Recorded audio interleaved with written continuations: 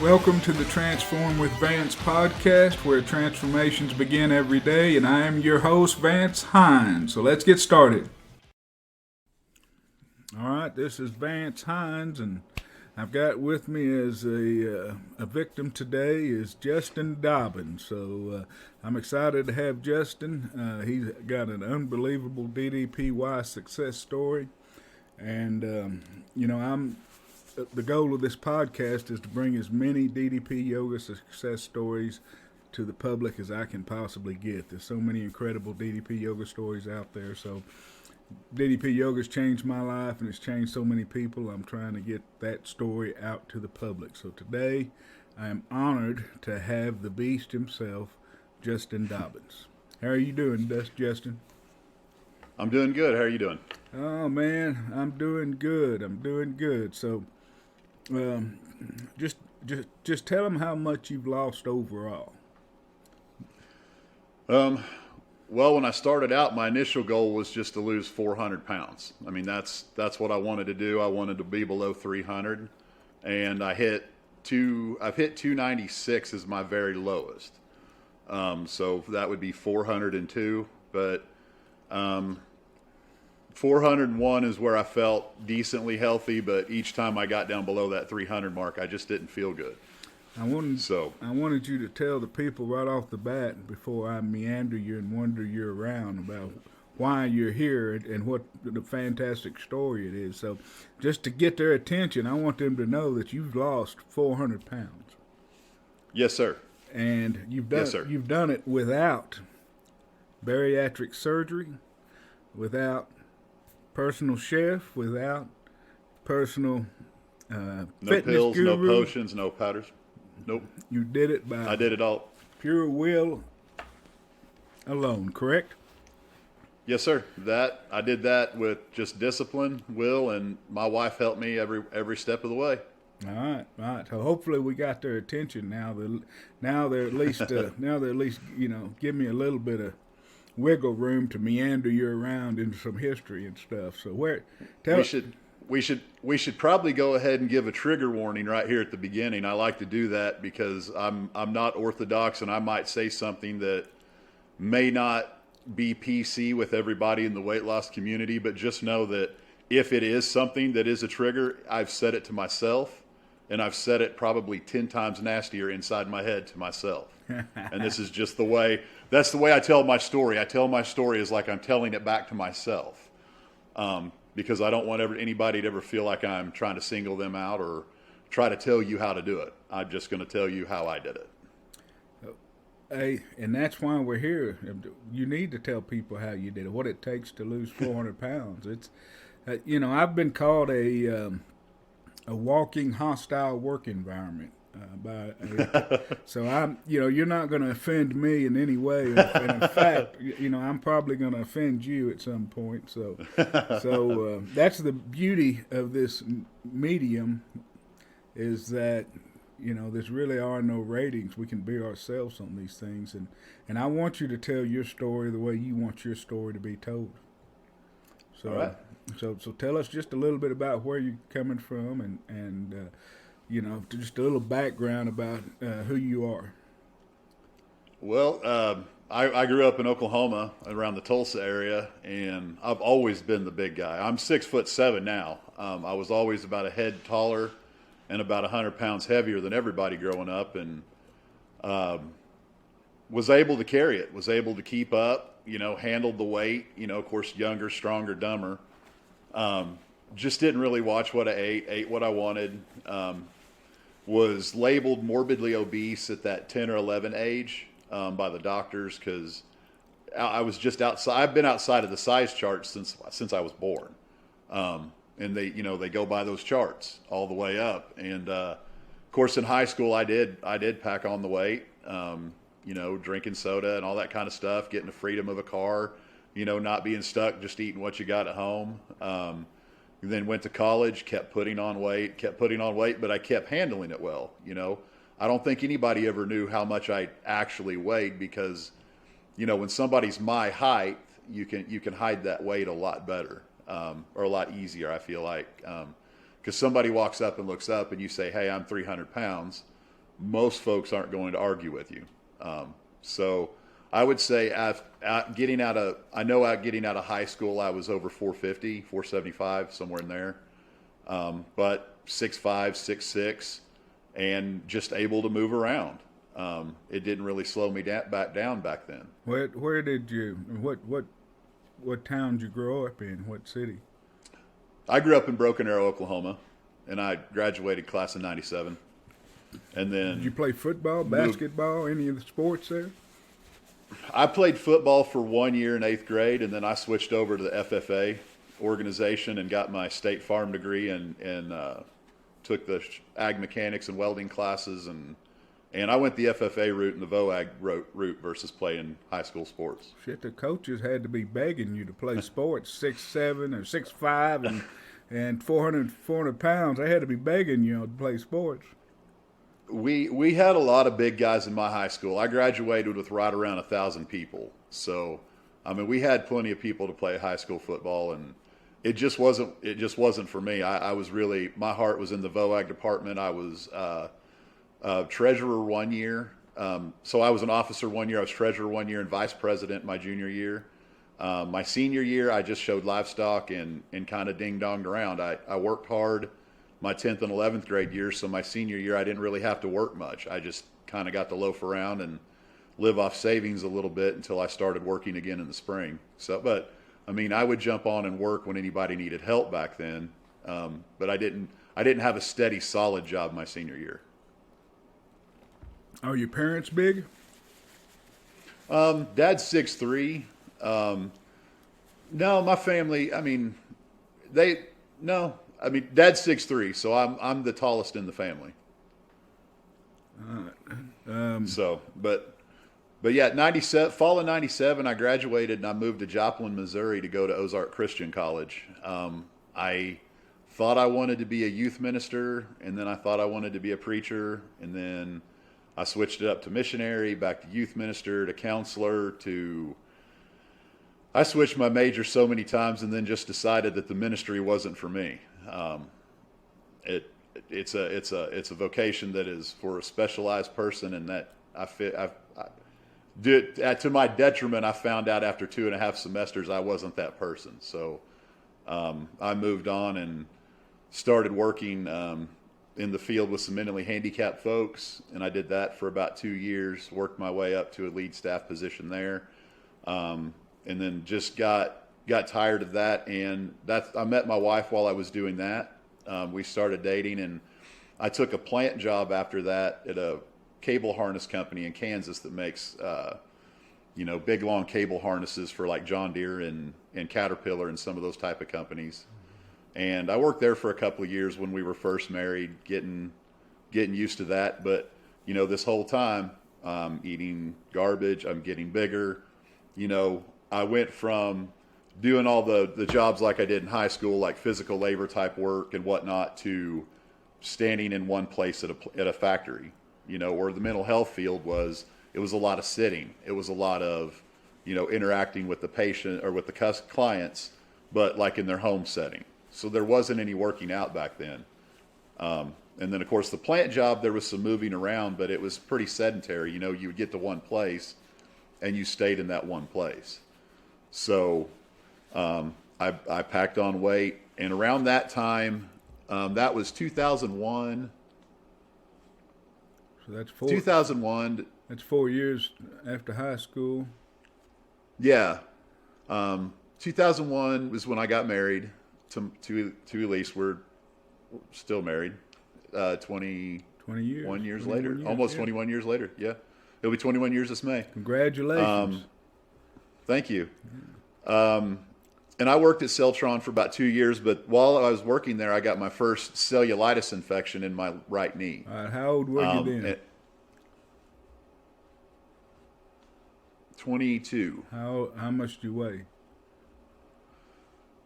I was right around that 500 mark, give or take 25 to 50 pounds. Now cellulitis is not I'm not.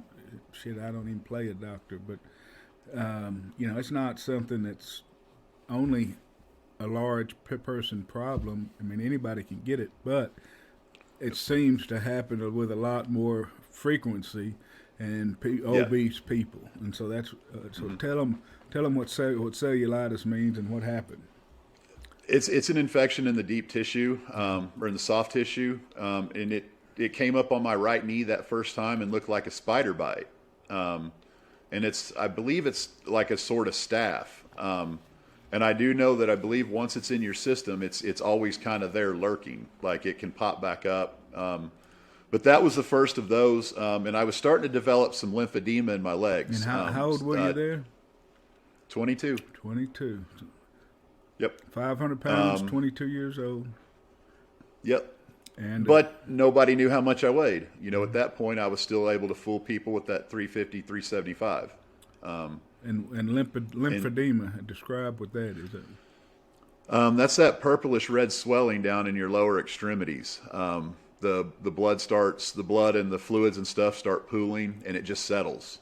And it could actually lead to, necrotized flesh, plaque buildup, which is just dead loose tissue that builds up and packs up, and it actually feels like right now it actually feels like rocks under my skin. And it's one of those conditions that's you're not supposed to be able to heal up. Like you gotta have it for life. So that started my ankle swelling real bad, turning purple. There was times that the purple and red and swelling would be clear up to my calves. And then from that point on, cellulitis was just in my life. I had cellulitis infections at least, if I would have to go back and look for sure, but at least 7 times, if not 8. And 3 of those times put me in the hospital. And 2 of those times, I was on I was on IV antibiotics for 7 days in the hospital, under some pretty wicked painkillers. One of the first times I went in with it, my body was starting to go septic, and I was shaking so bad that I pulled all the muscles in my lower back. Yeah. So they had to do all kinds of IV pain meds for the night just to get me to where I could. And the whole time I'm going through the shakes and stuff. Yeah, I'm just sitting there fever, grinning. I I'm just gritting my teeth and bearing it. I only had it one time where I had to go in the hospital like that, and what they did to me was they come in there and they mark. The doctor comes in and takes a marker and marks where that redness is, and so you're sitting in that damn bed looking at that mark and hoping that red goes down or up, and it keeps going up. Yep. So they come in and they mark your next redness, and you're sitting in that damn bed watching that redness mark, see where it goes. The most scared I was, where was one time, and it's still like my left ankle is like my indicator. Like my left ankle, one of those that was that visit where I was starting to go septic. It had all settled in my left ankle. That ankle swelled up the size of a basketball. And it was to the point where they thought my skin was going to rip or they were going to have to cut it to release the pressure. And thankfully my doc came in at the last minute and decided they put a PICC line in through my arm to where they could put the antibiotics directly, into one of my main arteries, into my heart. That way they could pump it quicker. So I was on a PICC line for 3 days to get that infection under control in that left leg. So that left leg is like, anytime I'm on my feet too much or I haven't relaxed enough or I'm starting to find out that even stress, like that ankle will swell up. And it looks like Justin might have got into, something off diet plan or something that would make, swell or whatnot. But that's kind of my indicator that I've been on my feet too much or I haven't relaxed enough. So, but that ankle will swell. It looks bad, but there's no pain there. And I know compression socks and stuff are recommended, but right now that's kind of my tattletale. That's my indicator of, okay, I need to stop. I need to put my feet up for about 30 minutes. I need to take a break because I can work straight through at this point. So, from how old are you now? I'm 43. For about 20 years now, you've been battling cellulitis and lymphedema. Lymphedema, yes, sir. High blood pressure. I had high blood pressure in college. I've had asthma. I had asthma ever since I was probably in that 2 to 3 year old range. Real bad asthma. allergies. So, right there around 20 years old, I was already on blood pressure pills for hypertension. And, they had me on a water pill, to keep my legs from swelling because of bad blood pressure. And it all started there, high cholesterol. All started around that 22 to 23-year-old range. Well, for those 20 years, how was your ability to function? I made it through. I continued working. It's when I left Celtron in, I think, 2003, I started working on cars, and I worked on cars for 15 years. 13 of those were at a automatic transmission repair business, so I didn't have to do a lot of moving. So, working on cars, you're typically in one spot. There was a lot of standing and a lot of, that kind of business, but it wasn't like, out building fence or putting concrete down or framing a house. I mean, it was still work, but it was something I was able to do at those weights. And I know towards the end of my time at even at the shop, I know my performance was failing. I know that I was just surviving through the day because it felt like it really started to take a toll on me, my late 20s, early 30s. I was also battling sleep apnea around that time, and I just thought I had a snoring problem until, finally my wife went with me to a doctor's appointment, told him, he was concerned and sent me to get a sleep study. And during that sleep study, I had 113 episodes in 40 minutes. And they went ahead and they said they want you to go an hour to see how many episodes you have in an hour. But I had enough, I can't remember how they did it, but I had enough of the highest level episodes to where they shut me down and they're like, put the mask on me then. And so I was, just so people know what an episode is, that's where you stop breathing while you stop breathing altogether.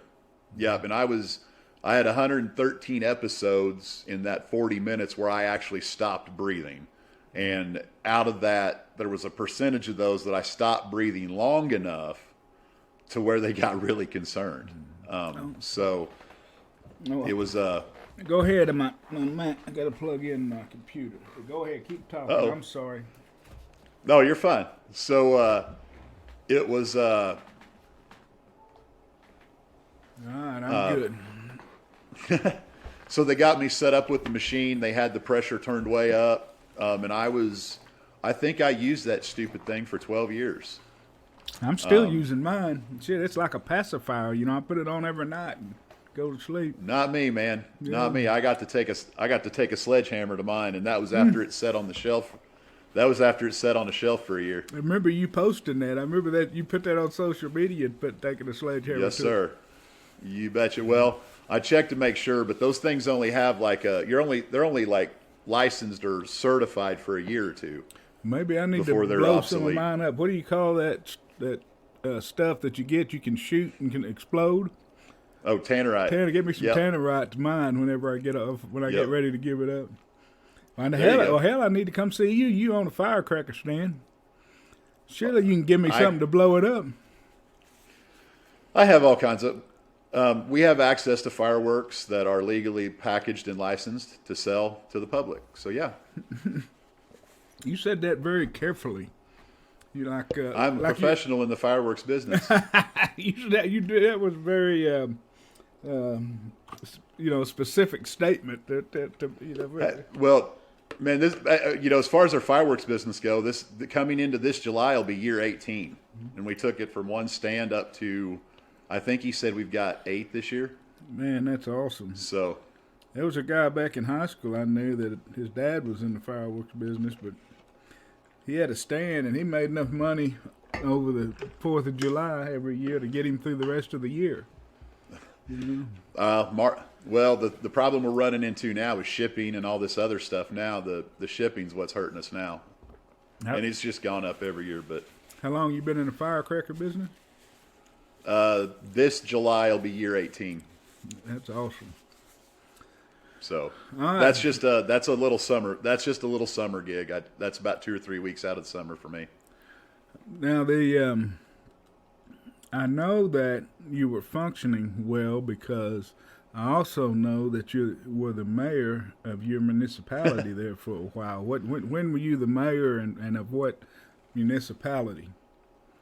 Um, it was 2000. I think it was 2017 or 18. Yeah, I did a full term, a 2-year term. Um, I'd have to look it up. I believe it was 2018 to, okay, it's 2018 to 2020. Two. But functioning, Vance, that's an understatement. Like the last few years at the shop, I would get off work and come home, maybe make dinner and go to bed. It would take me most of Saturday to mow my yard, weed eat, get that kind of stuff done, and then I was out of energy. So functioning, no. I mean, I was making it through the workday, and that was it. I was binge drinking on the weekends at that point. My joints were hurting. My back was broke down. At 35, I was told I needed my left knee replaced because it was bone on bone. But it was get up, do what I needed to do to get through the day as far as work went. But my family, they kind of got what they got, what I had left. And then the 5 years that when I started my little welding business, it was just enough to get through the day. But, my wife remembers coming home times and I would already be in bed. Like she would get home from work at 5 and I'd already be laying down. Like I finished my work for the day, did a few things, and I'd already be in bed. It wasn't living. It was just existing. I like that. I mean, I understand that completely. You give up on life and you just survive is what you're doing. You're existing. That's a good way to put it. Mm-hmm. Yeah. So how big a municipality was it, and did you get voted into it? Yeah. So you ran. I did. You ran as so you're a politician and a mayor. No, sir. It's at the time, I believe the sign said 555 people. What's the name of the town? It's Alba, Missouri. Alba, Missouri. Yes, sir. We had a stop sign.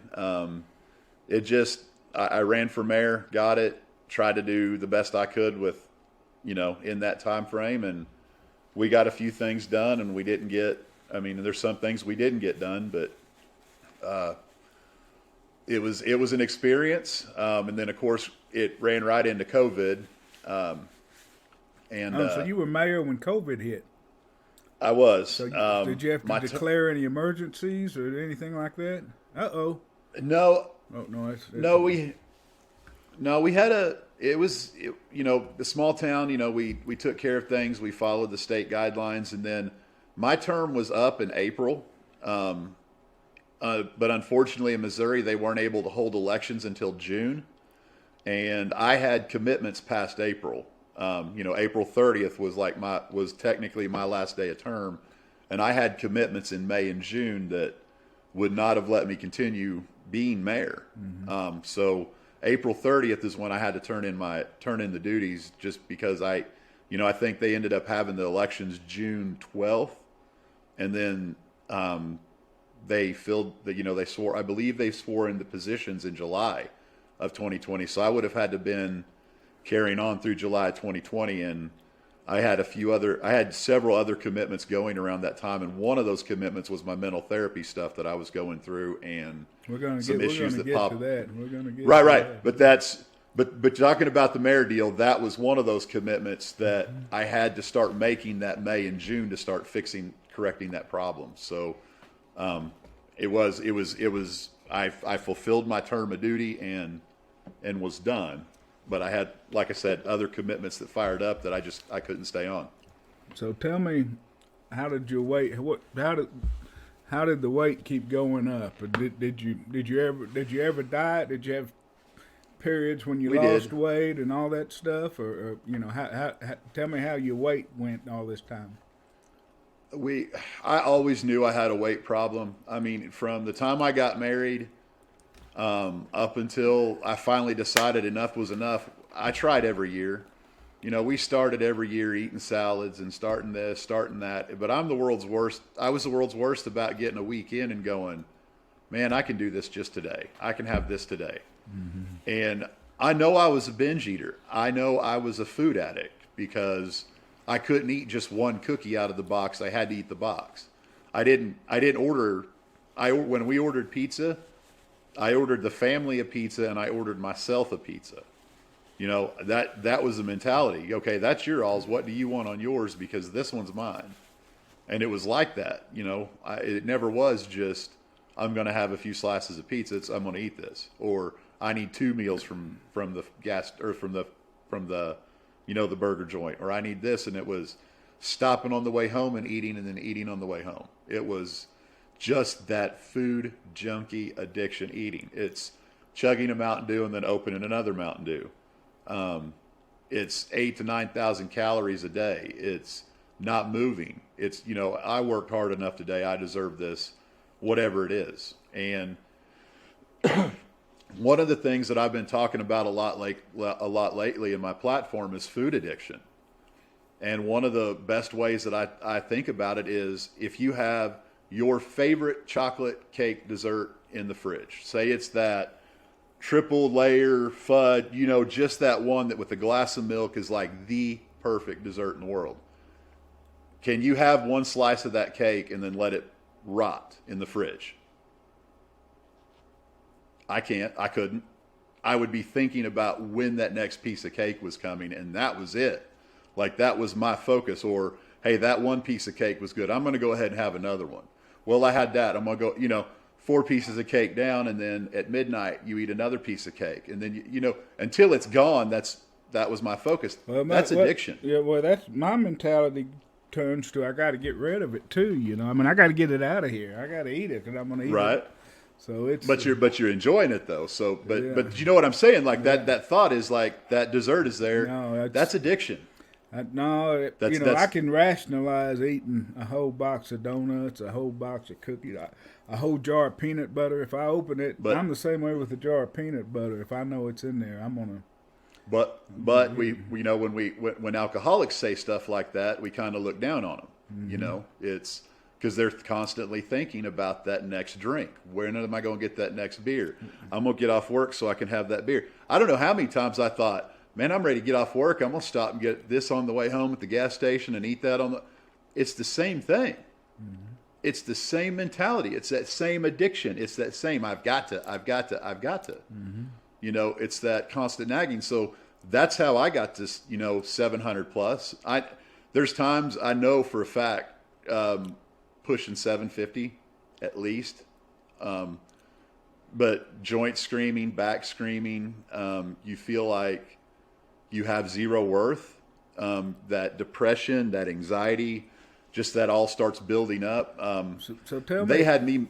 So tell me, did at 700 pounds, did you have any trouble taking care of like your daily needs and that kind of thing?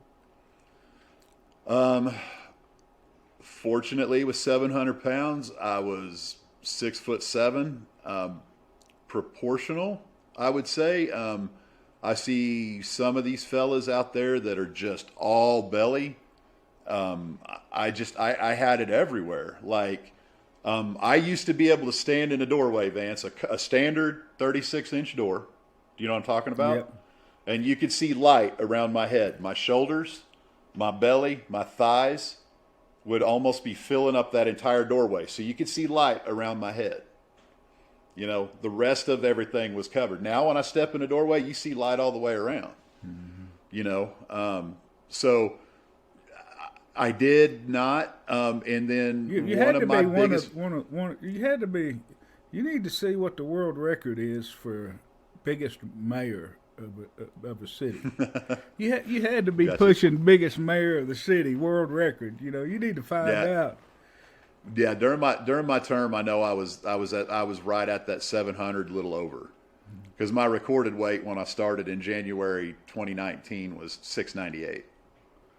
So, and that was after a couple of weeks of kind of cutting back a little bit. So, shit, you may be I may be talking to a world record holder right now.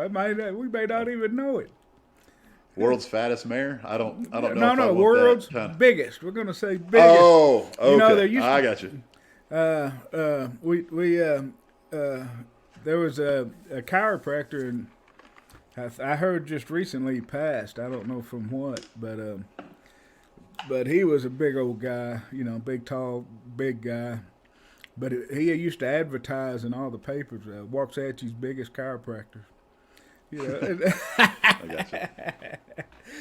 Well, most people that look at those pictures from then and now don't believe I'm the same person, so I don't know if that would hold much credence. Yeah, well, that's true. That's true. All right, man. Well, I can speak for my size at 5'10" and 475 that life's not easy at those Nope. super morbidly obese rates.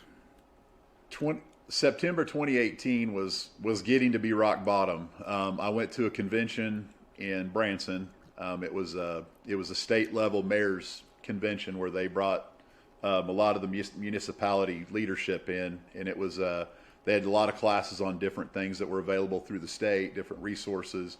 They had a vendors convention, and so we're in the hotel on one end and the convention center's on the other end, and just the walk down the hall to get to the elevators, I would have to stop twice. We'd ride the elevators down, and I would be thankful for that break.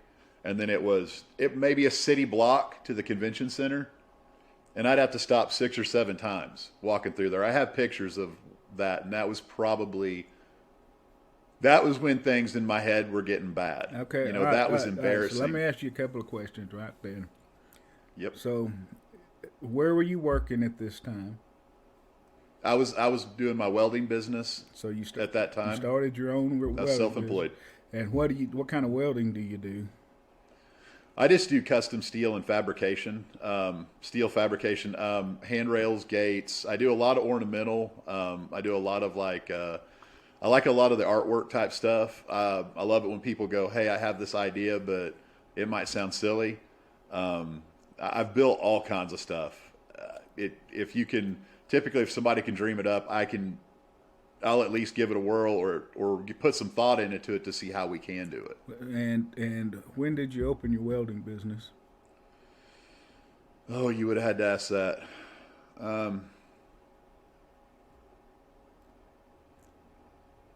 You said one time. I'm gonna say 5 years. You said you've been in like 5 years. 5, 6, maybe 2016, 2017, somewhere in there. What made you go into business for yourself? Well, I took ag mechanics back in high school and learned welding, and that kind of stuff. And I never did quit doing it. I would do it on the side here to there, do it as a hobby. And then we got a real bad downturn in the shop where I was working, and unfortunately, I got laid off. And when he was really didn't want to do it.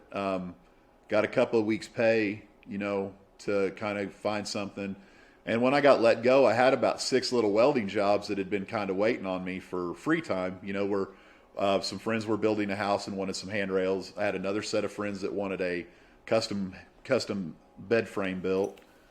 So my wife said, well, buy the steel and get the stuff and get after it. And so that's what we've done since then is just, instead of going out and getting a big loan and building a shop, I've just been fortunate enough to do it from here at home out of my small garage. And we've bought the equipment as we've went along and just kind of progressed the business. And, but during that time I would get a job, work hard for a couple of hours, have to take a break, work hard for an hour, take a break. What'd you do for health insurance? It's got to be high if you're getting it on yourself.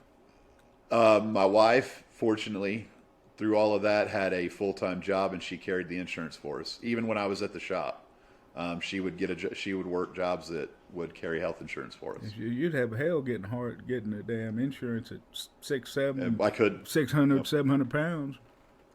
No, and then in spring of 2020, that's kind of what happened was, no, not spring of 2020, 2019, right there as we were going into that fall, I got dropped off for insurance because it was just too expensive to keep me on. And you mean that? Okay, wait a minute. It was two. No, I'm sorry. No, that was 2018. the end of 2018, I got dropped off her insurance. It was too expensive for y'all or too expensive for the company that you was working for? It was too expensive for me and them to keep me on there. So they dropped you. Yep. It was the premium. Well, and of course, right there in that December is when the premiums and stuff. End of November, 1st of December, and for me to stay on it with my conditions and stuff, it was going to go up $300 just on our end. Mm-hmm. So, and we just decided to drop it. So that was. What'd you do for insurance then? Nothing. I coasted for the month of December. What options do you have? Now, you've got kids. How old were the kids at this point?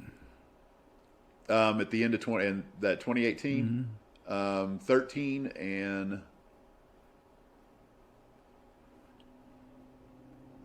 You're making me do too much math. Well, just 13 estimate. and 7. 13 and 7. I'm just wanting to get an idea. So how did you feel as a father at 6'7" and 700 pounds? Complete and total embarrassment. I tried to stay away from school activities. By that point, I'd already felt like a circus sideshow for about 6 years. Getting that big, everybody watches where you're at. Mm-hmm. Everybody's. It's wow, and I got real reclusive in 2018. I really didn't want to go out. I really didn't want to go anywhere. I didn't want to do anything. I really just kind of hung around the house, worked, and like I said, drank a lot on the weekends. Your wife must be a saint to put up with you all these years. Absolute 1,000%. All right. Now, I think we've led up to this point. So now tell us about your mental health and where it goes.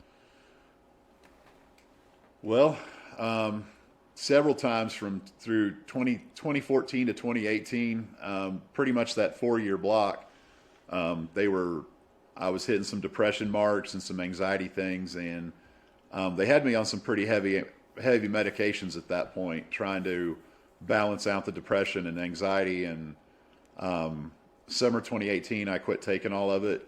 I figured 4 years and it's just making things worse. Started spiraling down, got worse and worse. My body hurt all the time. So by this point, I know I need both knees replaced, and my lower back is bone on bone. The vertebrae are rubbing. I make it through about 4 or 5 hours a day, and then I'm ready to go to bed and lay down. Like I said, at that point, it was existing, not living. And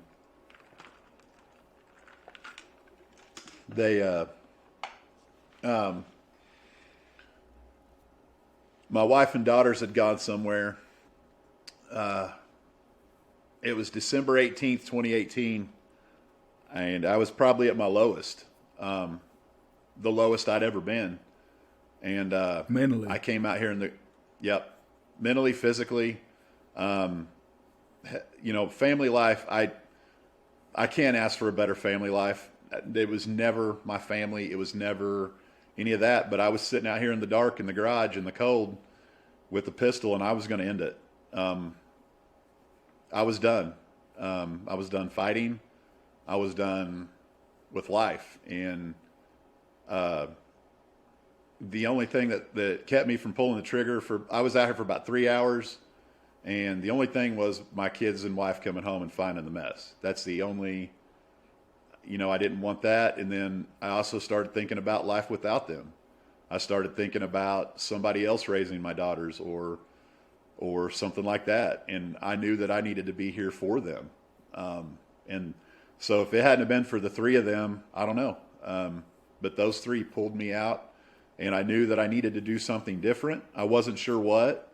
And nobody knew that. I didn't even tell my wife any of this until I think it was February or March of 2019. And what kind of gun? What kind of guns you have? It was a 45 ACP. And where were you gonna put it to do it? I don't know. I sat out here for 3 hours. The one that really kind of impacted me the most was in the roof of my mouth. So getting too graphic with it, yeah, that was a bad point. That was rock bottom. That's laying on the bottom. looking up. And I decided at that night that I want to go up. I'm ready to go. Like I said, I wasn't sure what direction, but I knew the weight had to come off. And so that's when I consciously started trying to eat a little less. Well, hey, when you were thinking, I'm just curious about this moment. I'm just curious about what was going through your mind at that moment. You know, I mean, when you're putting a gun to your mouth, and are you thinking about what you're going to leave there when the family comes home? Are you thinking about, you know, your religion? Because you said you wanted to be a youth minister for a while. What just kind of the thought process, you know? You're just done. There's no way, unless you've been there, there's really no way to explain it. You see an entire 38 years of life in like minutes, seconds. So yeah, it wasn't time. It wasn't my time. Like I said, my family pulled me out of that, and yeah, it's just when you finally hit that point. You know, I had a cousin that blew his head off with a shotgun, and his little girl found him, 5 years old. I'm still mad. I can't believe that he'd do that to that little girl, you know?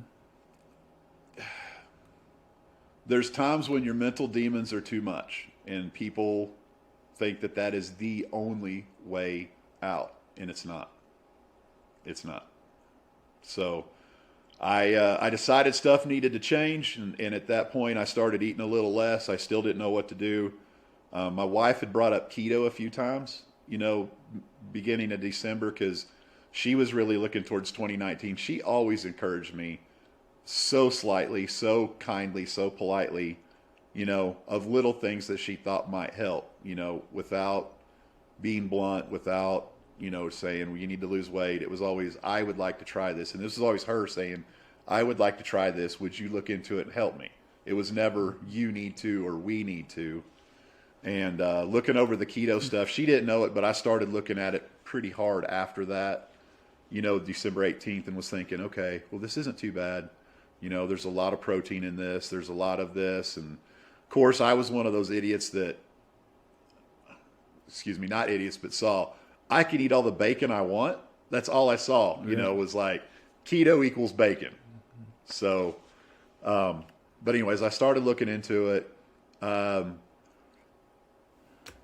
Had my last real binge drink, like that January or that 2019 New Year's, and that was it. We started talking more about keto and losing weight, but my wife had a business trip planned, like that third week or second week of July, and they were going to, or I'm sorry, January. So they had a business trip scheduled for that first to second week of January of 2019 to Las Vegas, and I told her, I was like, let's not start a diet right before you go to Vegas. You know, go to Vegas, enjoy your time, and when you get back, we'll start. And so while she was gone on her trip, I started playing around a little bit, trying some of the recipes, trying to figure out how to make ketchup that's not sugar-free, or that's sugar-free for keto, and went through all the recipes and whatnot while she was gone, tried to get stuff lined out. And when she came back, we started officially January 22nd, 2019, and I was 698 pounds. And you know you'd been heavier than that in the past. Yes, sir. Yep.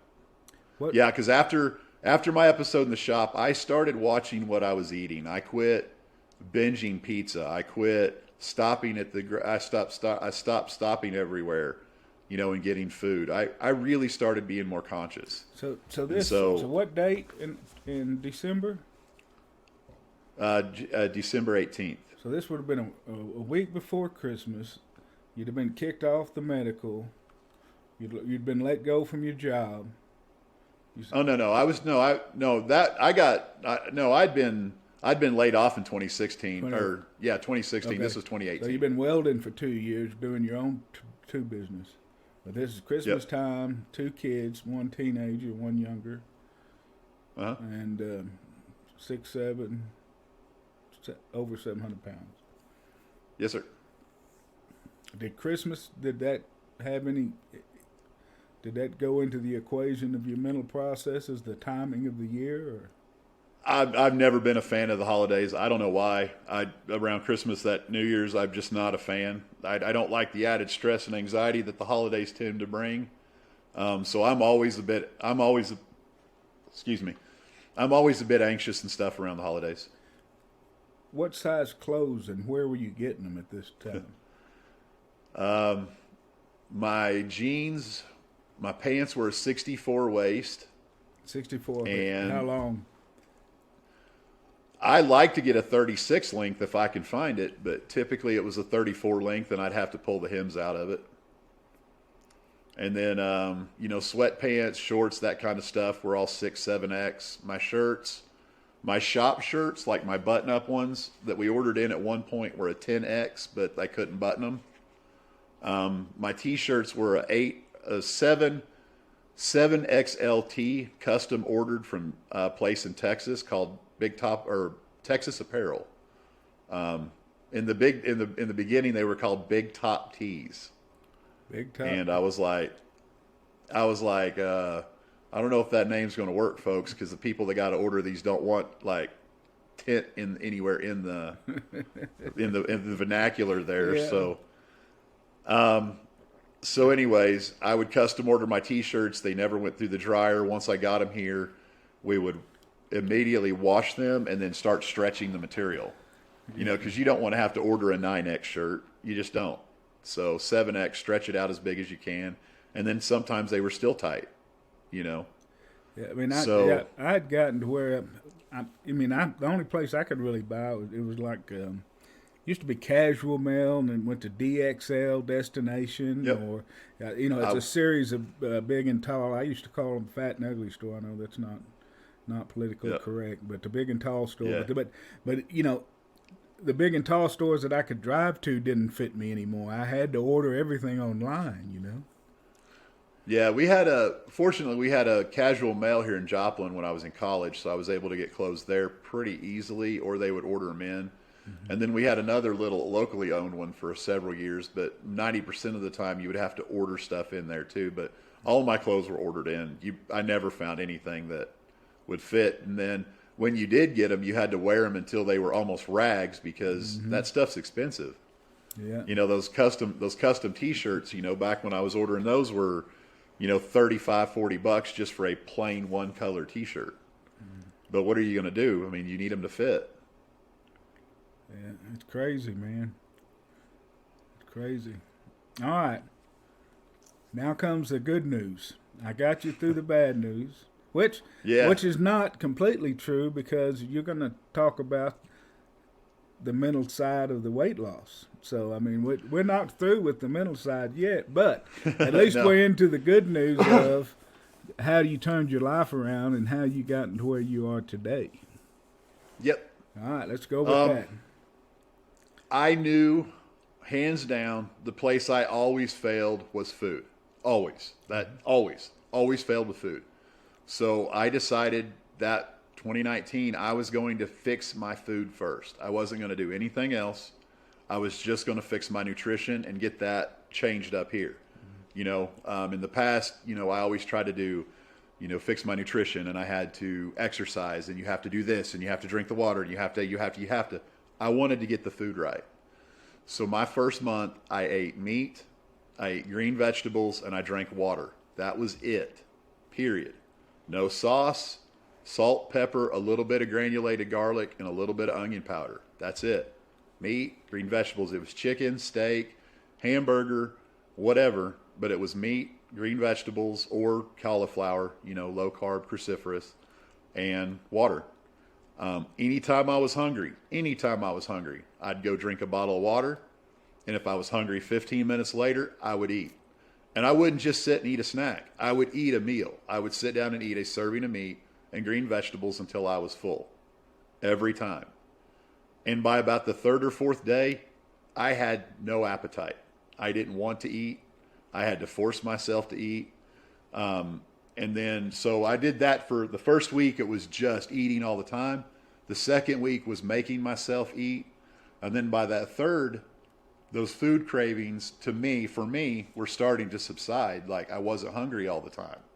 My body was still processing, the whole food at that satiation level, that I wasn't having those cravings. And anytime I had a craving, anytime, oh, I want chocolate cake. Nope.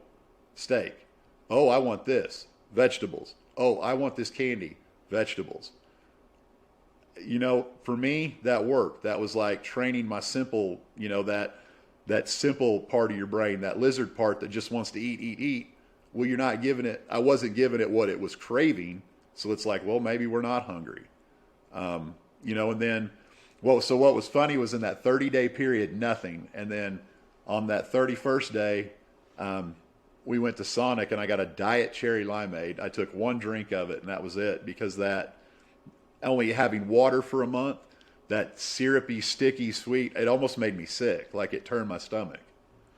So, then yeah, but before you move forward, so you've been doing this a month. Where did you get that style of eating? Did you make it up? Did you copy it off of something, or how did you get to that point? We had watched a documentary back the very 1st of January called The Magic Pill. It was on Netflix. It was about the ketogenic diet. And one of the parts of that documentary that stuck out to me was they went and worked with an Aboriginal tribe in Australia that, had only been exposed to processed foods, sugars, and stuff like that for 6 or 7 generations, maybe. And wait a minute, say that again. Had only been exposed to processed foods and sugar? Oh, yeah, you're saying they just recently been exposed. Right. Okay, I'm with you now. Yeah, within 6 or 7 generations, because I'm with you. Because because as an Aboriginal tribe, they didn't have access to that 6, 7 generations ago. Yeah. But now, their mortality rate, the kids were getting sick, they were having allergies, the elders were getting sick, overweight, and so this group went in and put them on a more traditional diet, healthy fats, meat. And a lot of their conditions started clearing up, and that really stuck with me because I'm Native American. I'm a quarter Muskogee Creek Indian. And so I really started thinking about that. And so it's just, you get to looking at all the different diets, and it's the dense whole foods that are what you actually need. So that's what I did for that first month, was dense whole foods. I thought about, indigenous type food. It would be meat. It would be greens. It would be what you could find, versus what you could go buy or manufacture. And to be perfectly honest with you, wheat you have to manufacture to get bread. And so I just went as simple as possible, and I love the option of going meat, high protein, because I can give up a lot of things, but I need that red meat. I need pork. I need chicken. And so that was taking that switch, kind of that whole, okay, well, I can't have candy, I can't have sugar anymore, but I can have all the protein I want. So for me, that wasn't an issue. And did your wife do the same thing? Yes, sir. She jumped right on board with me. Was she large at that time? She wanted to lose about 100 pounds at that point. I guess that's I guess that's another question that there's no right answer. I should never ask you about your wife's weight. I apologize. Nope. Especially being videotaped. She at that point wanted to lose about 100 pounds, you and she'd always very well. I commend you on your answer. Very, very, almost political like in the response. So, yeah. Yeah, done this a time or two. Yeah, that's right. I'm sorry. Well, go ahead. I'm sorry. I didn't mean to interrupt. She'd always, like, anytime we decided to try to do a diet plan, she's one that can stick to it, and she's also one of those folks that she can have an ice cream treat and not overdo it, not binge, not. I don't know how those people do that. But she is definitely one of those people that can enjoy a treat one time and then not have to worry about it. So, but yeah, she started with me. That first month I lost 45 pounds in 30 days. Just going meat and green vegetables. After that, I started introducing like some homemade sauces. I reintroduced dairy, cheese. Anytime I did cheese, though, I don't buy pre-shredded cheese. I've got to shred it myself. When we buy milk, it's whole milk. We have Brahms dairy stores here in Missouri. Fortunately, they're owned in Oklahoma, and they raise all their own herds. They don't use growth hormones. They raise A2 casein cows. A1 casein is what supposedly causes most of your stomach issues and dairy intolerances. So they raise more A2 casein cows. So you'll just have to look them up. Brahms is a pretty good company. I mean, I've seen those like whey protein and casein protein powders. Is that similar to what you're talking about? Casein is the milk enzymes that are produced in the milk, or that are in the milk. And so the A1 type is what can cause intolerances. They're saying the A2 type is gentler on the stomach. Ah, I didn't know that. I didn't know that. I shop at Brahms because they don't use any kind of growth hormones, and they don't outsource. They're all, they produce all their own stuff. Mm-hmm. So it's a good dairy source for us. We're fortunate to have them in this area. So we started reintroducing a little bit of dairy, not going nuts, not ice cream, no sugar. I still to this day have not eaten sugar, other than what might be slipped into something here and there. Those trace amounts, whatever. And still haven't had a cheat meal.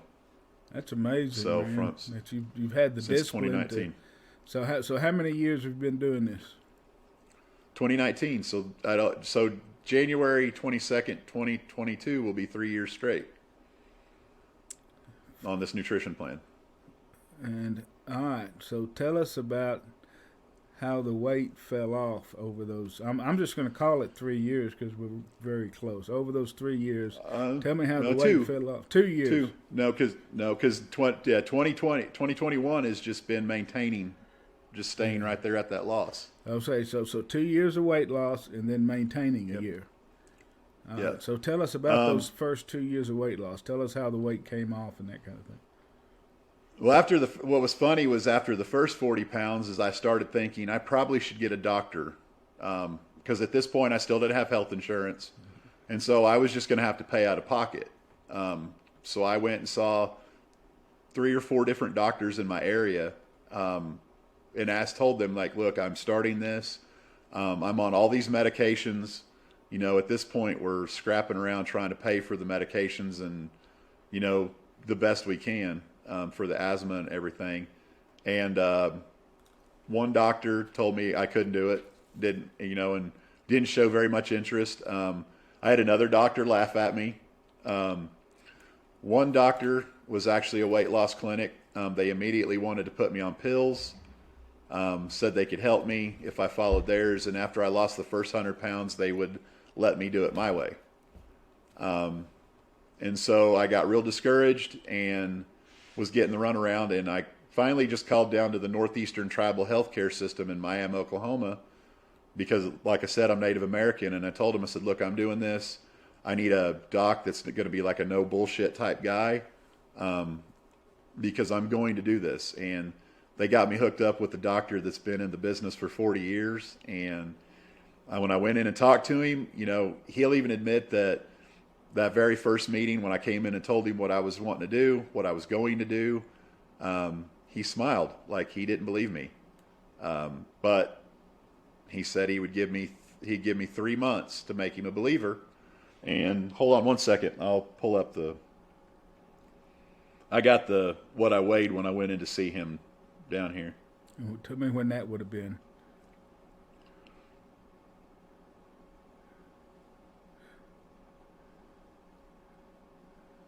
Yeah. Okay, so this was 213. Or no, I'm sorry. This was February 14th. I weighed 661. Valentine's Day, you weighed 661. Yep. Valentine's Day of 2019, you weighed 661 pounds. Yep, and I was 698 on 1/14 of 2019. And so in a month, you went from 698 to 661. 661. It's 37 pounds in a month. Yep. And so I'm surprised he has a scale that big. What kind of scale Damn, Great. is there that many? And I don't know what the proper indigenous people that near that Native size? American. Native Americans that that weigh that much. It's a well, if you think back to where I was when I was talking about that show, when they're talking about indigenous people and breaking down processed and sugar, Native Americans, if you kind of think back, maybe 11, 12 generations of a European diet. So maybe we're not made to break down that, Yeah, absolutely. Hey, now tell me, it was a big hospital. Yeah, tell me. So the Creek, you told me this one time in one of our other conversations. The Creek were part of the Trail of Tears. Yeah. So tell us a little bit about your background in the Creek Indian. Now, that was interesting to me. So I don't. Yeah. My family started out in Georgia, and made the trip on the Trail of Tears from Georgia to Oklahoma, and then started up and have property there. Settled there in the northeastern Oklahoma around the Coweta area, and that's where my family settled in. And so the Trail of Tears, what percentage made it from the march from Georgia to Oklahoma? You remember? Not very many. Yeah, I thought. I'd have to look back up. Anyway, I got sidetracked. That's just interesting to me. But all right. So I'm just amazed the doctors got a scale big enough to weigh you, because I've been to a lot of doctors that didn't have scales big enough to weigh me. It was one of the big digital hospital style scales. All right, go ahead. I didn't mean to cut you off. No. Did you ever see that movie Up? With the old man, and you know how the dog can talk and is real smart, but it keeps going squirrel. That's that's me. I get squirreled a lot, so I'm sorry if I get you off track. No, you're good. No, the Northeastern Tribal Healthcare, it's an entire clinic. There's a health and wellness center. There's a dentist. So it's all the healthcare in that area in one building. So they had scales for me, but I weighed 661. Told him what I was doing. Told him, that I was wanting to lose this weight, and we went on. I said 90 days, but we went in every 60 days, because at that point he was really interested in what I was doing. And said, let's see. And then when I went back in May, I went back in May 14th and weighed 599 at that point. So then that's January, February, March, April, May, 5 months, 599. So you're down 99 pounds in 5 months. Well, that was 214 to 514. Was 661 to Let me write this down. Yeah, so 214. All right, see, 114 was 698. Yep. 214 was 661. 61. Then what was the next one? 514 was 599. 514 was 599. So you lost 99 pounds from 114 in 4 months. You lost 90. Yes, sir. So 20. You stuck at it. 25 pounds a month for those first 4 months. And that was just nutrition. That was just getting my food. That was getting my head wrapped around it. That was getting my food addictions under control. That was all of it. That was, accepting that I'm going to eat this way the rest of my life. I'm not going to eat another way, because I tell you what, that after that first month, my joints felt better. I know that sounds silly. I still weighed a lot.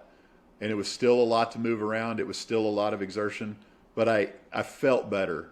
I had more energy. I didn't feel all drugged down. I didn't feel as lethargic. I started enjoying life at that point as the weight started coming off. And, after that first 100 pounds, you're like, all right, okay, we can do this. And by that 514 visit, my doc was a believer. He apologized to me at that visit too. He said, when you first came in and told me what you wanted to do, he said, I knew there was no way. I've never had a doctor apologize to me. That's pretty neat. Yeah, no, but like I said, we at this point we developed this bond, so we're getting to be really close. We went on a family vacation that summer for the first time ever. We went on a road trip, went to the beach. spent some time out on the road with the girls, and just had a great time. Like I said, first time we'd ever done anything like that. I've never asked you. That reminded me. Is it driving vacation? Uh-huh. So when you're 700 pounds, what car can you fit in? I had extended cab Chevrolet trucks with the seat scooted all the way back and the seat laid down. So you're kind of sitting on the back. You're not leaning on anything. You're just having to sit up. And then also being a welder fabricator, I could always make seat extenders and unbolt the seats and, make a cradle so I could push my seat back further. So, yeah. Well, that's what we always kind But go ahead. But that vacation, though, we went and rented a standard minivan, and I was able to wear a seatbelt. That's what I was losing wondering. 100 pounds. Yeah. Yep. So at $600, $599, you were able to fit into a minivan. Well, when we finally went on vacation, I was down to $546. And what date was that? That was the beginning of August. Eight. So you're down to 546. Yeah. So you'd lost another 53 pounds by then in 3 months. Yeah, 2019, by the end of 2019, by December 31st, I'd lost 250 pounds. That's crazy, man. So 12, but that summer, 31, 19, you were down 250 pounds. So that means you weighed 448. Yep. On 12, 31, 19. That's crazy, man. Uh-huh. And nothing but diet. Were you exercising? I was moving more. I felt like I wanted to move more. I'd get out and walk a little bit. Not a lot, because my joints were still bone on bone. But I was working more, putting more exertion out.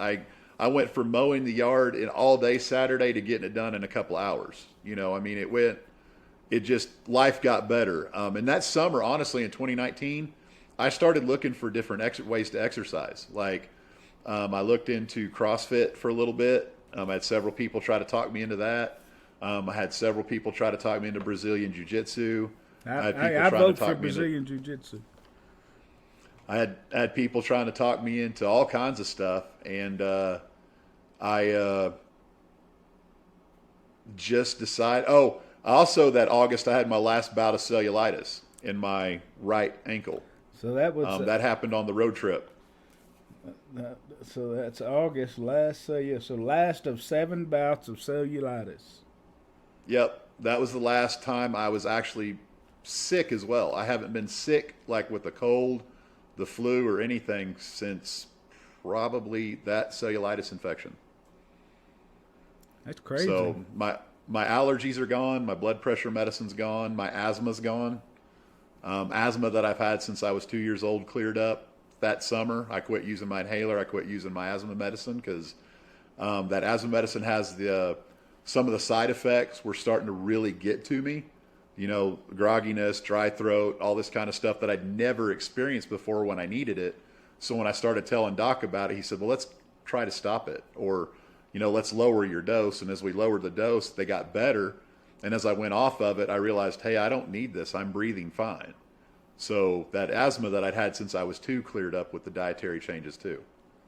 That's crazy, man. You heal yourself with food. So that summer, I wanted to work out. I wanted to do something. Right as I got that cellulitis infection, I had to be down for 4 weeks while that healed up, because if you aggravate it, it can come back worse. So I was down for 4 weeks, and then September 16th, 2019, I started DDPY again for the 3rd time. All right. So now September 26th. Nope, September 16th. September 16th, 2019. DDPY, yes, 3rd time. All right, so tell us how you learned about DDPY, and tell us about the other 2 attempts. Well, the first time I saw it, or saw anything about it, of course, I saw the Arthur Borman video. And I watched that, and I told my wife, I said, hey, I think that's something I could probably do. And she instantly told her mom, and her mom went out and ordered the DVDs as close to Christmas time. right around the time the Arthur stuff first came out. So her mom went, bought the DVDs, got them in. I got them for Christmas that year. Actually, to be honest with you, I got a picture at Christmas, and then I got my DVDs like after January, because I think this is around the time, maybe after watching the Relentless video, maybe this is around the time that they were trying to ship them out of the U-Haul or out of the storage building or something. So maybe that's why they were so late getting there. But I got the videos. I read that in one of the books that one of the guys was taking them and selling them somewhere else, right. And all. If that was in his Positively Unstoppable book, I think, or something, when he was telling the story about having trouble getting the DVDs. I'm sorry. Go ahead. Nope. No, so that's, I got them. I did them for about 2 weeks, felt a little better, and then just quit. Put them up. They went up on a shelf. I got them out a second time a year or two later, or a year or so later, when the Jared Mellencamp video came out, because I want to take his podcast, that Jared what's his last name? Mellencamp. Have you ever talked to him? No, sir. I hadn't either. I haven't. I would love to pick his brain. Me too. Me too. His story resonated with me so much because he was just a big guy. He was overweight. It was trying on his mental health. And listening to his, that blog that he wrote and that letter he wrote to himself, I'm like, dude, this guy's in my head. Like, these are my feelings. This is how I am. Mm-hmm. And so that energized me. I got those DVDs out again. I got out my $9 yoga mat that I bought at TJ Maxx and did it for 2 weeks and put them up again. Mm-hmm. And 2019, I think, is when your story started hitting the air, Mr. Vance Hines. And I was like, well, this is another big guy that's just getting up off his ass and losing weight. And you were doing DDPY, and I saw Chase that year, and I saw Freddie Kaufman, and I saw these big guys losing weight with DDPY. So my birthday's September 17th. And so I started on the 16th because I didn't want to be that cliche that started to change my life on my birthday. So how much did you weigh on September the 16th of 2019? I can tell you right here.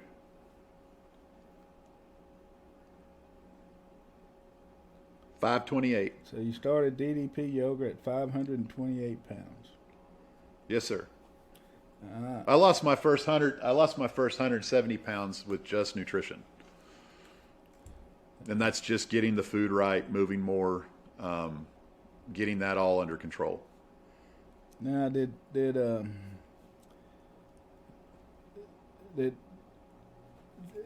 during that 170 pounds, did your nutrition ever change, and how did you?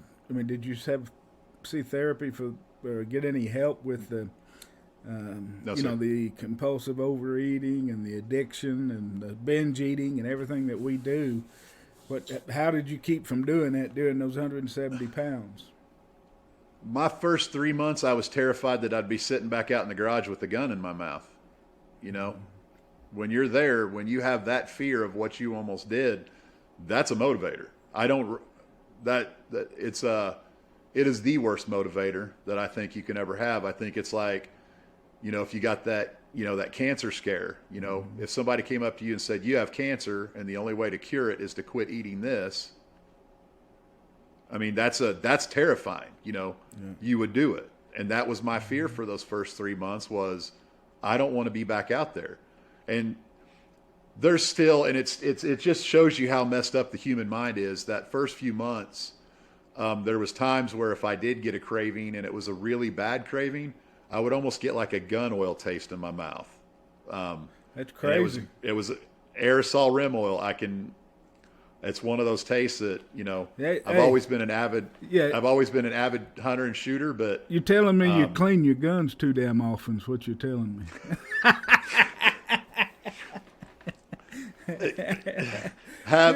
Yeah.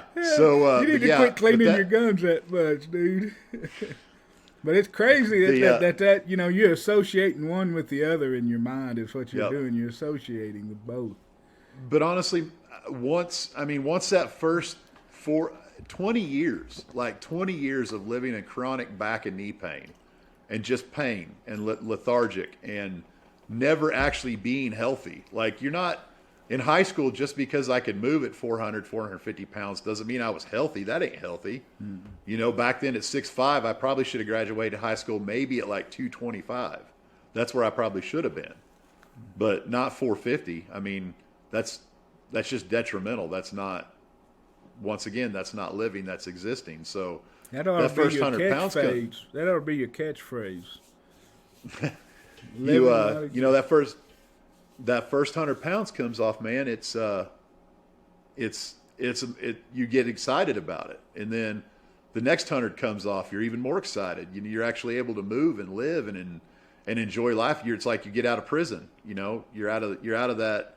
I don't want to do that because I can't. No, I want to. So that first DDPY was the DVDs. I didn't have the app. Of course, you put in the first disc, which is Energy, the old YRG system, and it took me an hour. I had to pause. Where they first start you out on your back. I had to pause it because it took me 5 minutes to get down in the floor, pull a chair over. And I didn't know about Rebuild Series. I didn't know about BedFlex, so got down on the floor. And then, 2 minutes after you lay down in the damn floor, he wants you standing back up. So pause it, pull the chair over. You started it all before they had a lot of it. You pull the chair over and you stand back up, and then you're back down on the damn floor. And almost like he does it intentionally. Hour. And I was crying. I mean, and it wasn't that boo-hoo sob. It was that you're so pissed and frustrated that you got to this point. And this is after losing 170 pounds. I couldn't imagine trying to do this at, 650, or whatnot. And it pissed me off. And I almost quit that day. I thought, if I can't do this, this is stupid. And then the competitive side kicked in and I said, okay, let's do this. The next day, I did it again. Did you ever go back and get the Rebuild Series, or did you just start from Energy and then go up? I spent that first month doing nothing but original Energy, and by the end of the month I could do it without pausing. Let me explain a little here, just in case somebody's listening that is new to DDP yoga or not familiar with DDP yoga. What we're talking about is that with Dallas, the original he originally had DVDs that came out under the name Yogas for Regular Guys. And then at one point he switched it to DDP Yoga, and the system changed. And it might have been when Steve Yu and him started collaborating together. I don't know, but I don't know the exact history. But the DVDs, they were two sets. There was the beginner series and then the advanced series. And the beginner series starts the very first exercise in the beginner series. Well, he's got the Diamond Dozen, which is 13 separate exercises. And he's got, but the beginner series, the very first exercise is called Energy. And just to tell you a little bit about DDP Yoga, what Dallas did is he took traditional yoga, took the spirituality out of it, kept the yoga flows and the yoga positions, and then added back in what he calls power movements. Yeah, power. Go ahead, explain. I'm kind of taking over the podcast here, but we'll give him some history. Let me say this: give him the history, kind of from your point about. He's just taken traditional yoga and mixed in dynamic resistance or power yoga movements, and then also mixed in some traditional old school calisthenics for an all over body workout that gets your major muscle groups, your minor mobility muscle groups, as well as your cardio, all wrapped up in one workout. And he added back old school calisthenics. You're doing push-ups and set-ups. Yes, sir. And all kinds of stuff. Rehab exercises.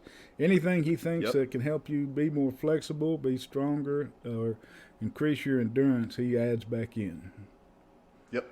And so that first month was that energy. And so that was my gauge, is once I still couldn't do the push-ups to save my life. Okay, wait a minute. Wait a minute. Before we're not recommending people do what Justin did. Now there is a Rebuild series which did not exist at that time, and you can either buy it. But go ahead and tell them about the Rebuild series. Rebuild series starts you out late in bed, and just does some basic movements just to get you moving, get things loosened up. I I wish I would have known about it. I know the app was fair. Well, the app was new in 2019, wasn't it? Fairly new. It was new-ish. Well, yeah. See, I started. Well, maybe.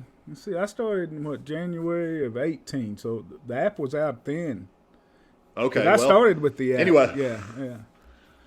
But yeah, the application, like the DDPY Yoga Now app, is the absolute way to go because all of the workouts are on there. They're always adding to it. But the Rebuild series starts you out in bed. You work your way up to a chair. Then you work your way up to standing with the chair.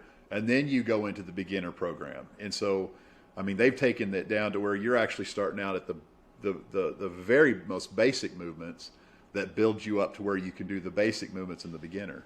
But I did not know any of that, and so I just went with energy. Go ahead. And then Go ahead. Nope. Then we added Red Hot Core, and so I was mainly working with that Red Hot Core was brutal for a beginner. Brutal for me now. Shit. But I'll be honest with you. When they say you fix that core, you can do a lot more with your practice. They're not joking. We started focusing on core, around November, and I just. The first time I did it, when they tell you to go from your knees, you're on your hands and knees, and they tell you to pop up from table to down dog. Nope. I remember the first time I did that, I thought I was king of the world. And it took 2 weeks to be able to go from my knees into down dog. Finally got it, and from there I was hooked. I saw the improvements. I felt the improvements. Now, I cut you off about push-ups. Tell them about your progression with push-ups, because I know my progression. I'm interested to hear yours. Man, I fought with it. I finally was able to get the push-ups, I think, December of 2020. Because those 3-count push-ups, I mean, you shorter boys got it made. Yeah. I'm 6'7", so you've got all that length there on top of. So it'll be a year and a quarter, about 15 months. My arms are about 3 foot long, so I've got a long way to travel down. So, But yeah, the 3-count push-ups are: you lower on a 3-count, you hold for a 3-count, you push up for a 3-count, you come back, you lower back down for a 3-count, hold for a 3-count, and then you're done. You lower all the way down. So it's not just a up and down movement. It's a bit of a burn. So. It took me a year to do one. I can tell you that. I had to do them on my knees for forever, man. Yep. I to this day, I still, if I know it's a 30-minute to an hour-long workout, I still do my push-ups on my knees. Mm-hmm. I don't have anything to prove doing a real 3-count, straight up on my toes push-up. Mm-hmm. I can get just as good a workout and burn on my knees, doing closing in just a little bit, focusing on that form. Really working on the shoulders more instead of the lower back. I mean, that's what's great about the program is you can always modify. There's always a way to make it easier. There's always a way to make it harder. And so that's, I don't worry about ego. After that first month, I decided I'm going to do this workout the way that's best for me so I don't injure myself. There's some times where they'll move on through a move, and if it feels particularly good, I stay on one spot, I have taken it to heart. He's preached at me from the beginning since I first put in that DVD to make it my own, and so I do. If I don't like a position, I won't do it. I'll do another position that will get me a stretch or get me a burn or get me whatever we're in that rotation. But there are certain movements that I don't do because they still hurt. Mm-hmm. Well, How did DDP affect you after you started doing it? And so it says you started doing DDP and you kept your diet. You weighed 528 starting in September 16 of 19. Kind of pull us forward since you added DDP yoga into the mix. That's when the most changes started, and so you started talking about the mental side. So up until then, I was just focused on that number. People said I looked different. I didn't feel any different inside. Up here, Physically, I felt a lot better, but I would still wake up on days and my back and knees would hurt. And that's what was so funny is like, I might go a month without my knees hurting, but I might wake up one morning and all of a sudden they hurt. And I would get frustrated, like, why do my knees hurt? But it was like something in my head was telling me, like a phantom pain, like your knees should hurt, but they don't. I wasn't seeing any results. Like I still felt 700 pounds. I knew I was putting in the work. I knew I was losing weight. But I also knew that, in my head, I didn't feel like I was doing anything. And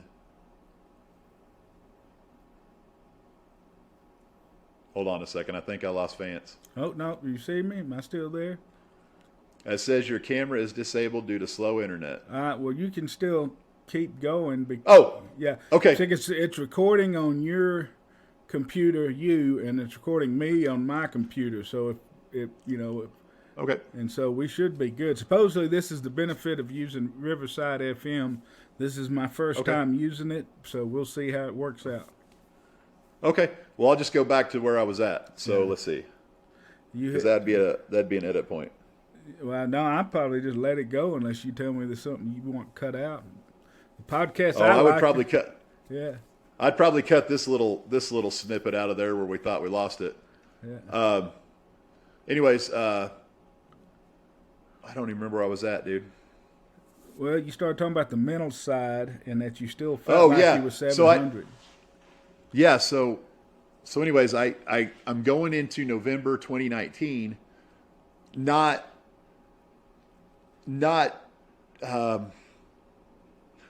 being able to visualize the physical changes. And mentally, I still felt fat and worthless. And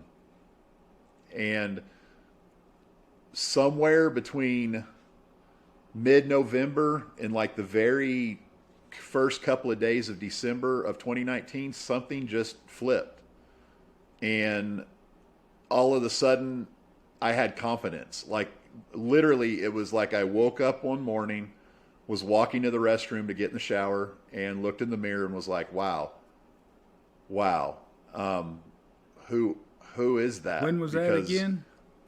That was November 2019, like the end or the 1st of December, right in that area. That's one of the few things I didn't write down. Probably should have, but what do you looking in the mirror, and I don't know. What do you contribute that confidence to? I don't know. That's one of those weird things that, talking with my therapist and stuff later on, that trying to figure out is because this is, relatively new field. Nobody really talks about the mental side of health loss or weight loss. That's why I'd love to talk to some people who have lost extreme amounts of weight through, diet, exercise, that kind of, just kind of grinded it out to be like, start talking about some mental health issues, because it doesn't happen a lot. I don't know. I just, like, confidence hit me, self-worth hit me all in one go. It wasn't like a slow trickle or a build. It was just like, okay, this is weird. And it was an adjustment period. Now, you said a term there that's the first time I've heard you use in this podcast, self-worth. Mm-hmm. That's did you ever hear it, listen to any like Brene Brown or anything like that, but vulnerability, insecurity, shame, that's kind of what she studies, and that feeling of inadequacy. So what can you tell other people out there in similar situations about that self-worth issue? It just hit all at once. I don't know.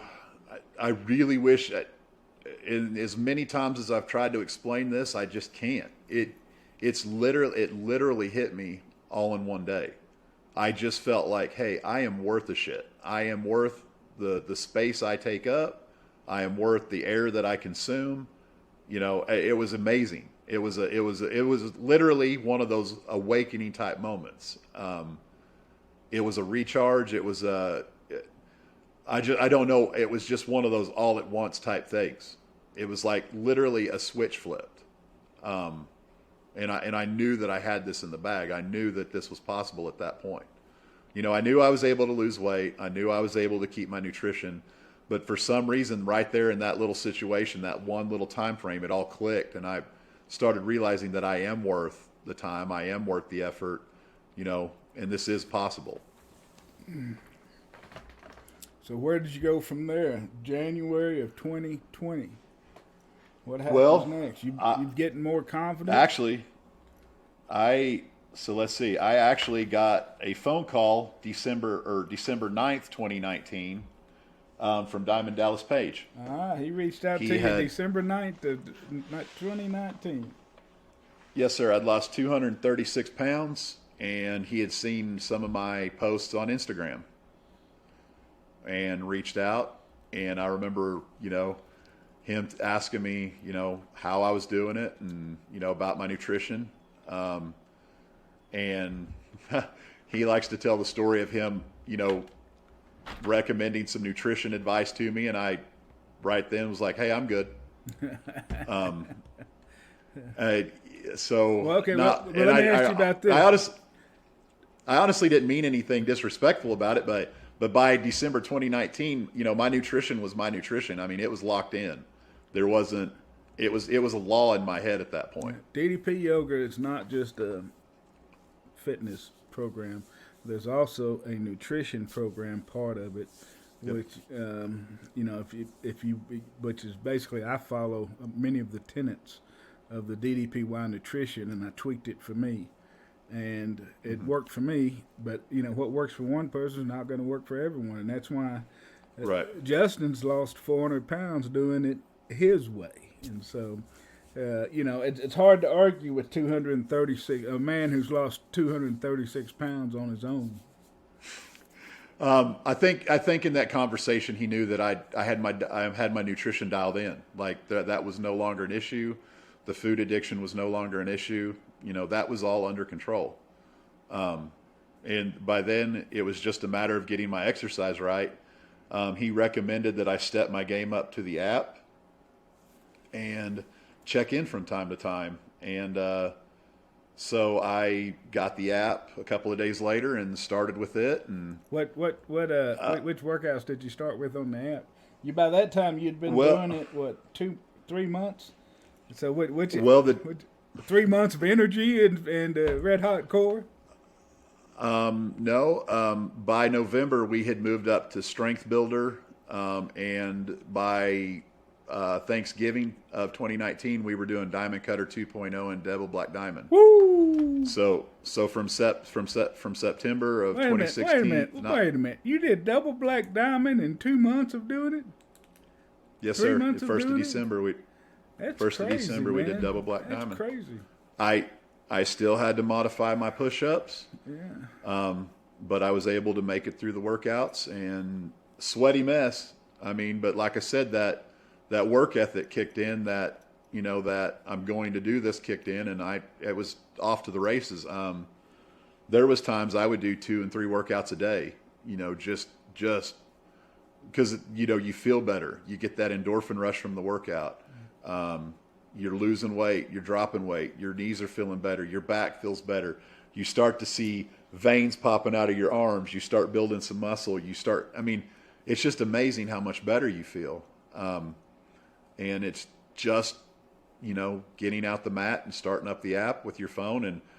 And what was funny is I never even got a heart rate monitor until I think Christmas of 2019. So I'm just doing the videos, just doing them, you know, the DVDs.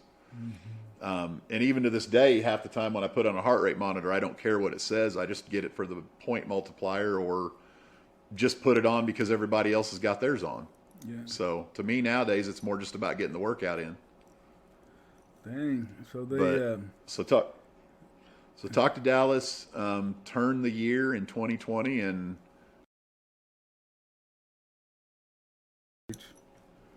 the DDP Yoga Facebook page.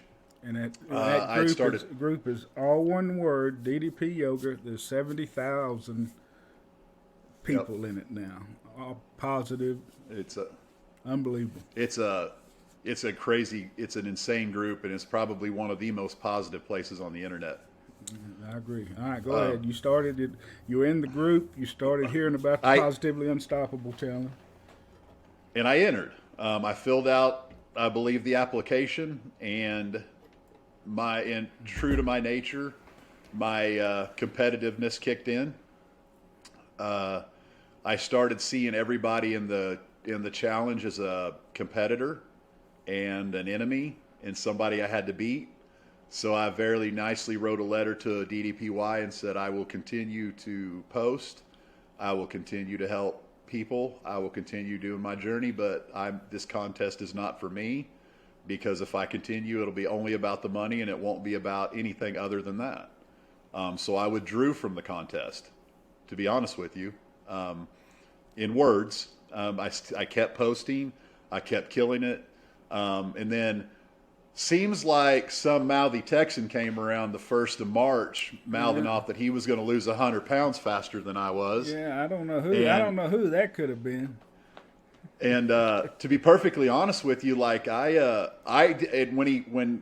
Vance started Vance's challenge that March, trying to motivate people, men to lose 100 pounds, women to lose 50, and it was a race to the first one to lose the weight. And I think when you called me, I was like right there at that 420 range, that 400, 420 range. And I told Vance, I'm like, Vance, I think I'm going to end up at like 375 or 350, because I'm thinking I'm a big barrel chested man, wide shoulders, I'm going to be thick. And, I entered Vance's challenge March 2nd at 414 pounds. Not thinking I had 100 to go, but I mean, it was another place to kind of be. And I almost didn't do it, Vance, because I don't like challenges. I don't like contests because I am super competitive. And it's almost a toxic trait how competitive I can get. And I'm constantly having to rein that in, to settle down. We're having fun. But there was a few of you guys in there that were all from Texas that were giving me a hard time, and that's kind of what motivated me to jump in there. And so I hopped in there, and I think it was September that I finally did my weigh-in and was down to 314. So from March to September of 2020, I lost 100 pounds, and I believe that's why this is up there. That's right. Because the medallion's what I made myself the end of that year. But so that's the first annual Vance's Challenge Men's Champion. That's right. He set the record, set the pace. We do that every March. It's the first Wednesday in March. We're fixing to start our 3rd year. Justin was the first winner. So he lost 100 pounds quicker than anybody else that year. And Tina was the women's champ that year. Yeah, Tina. I need to interview Tina.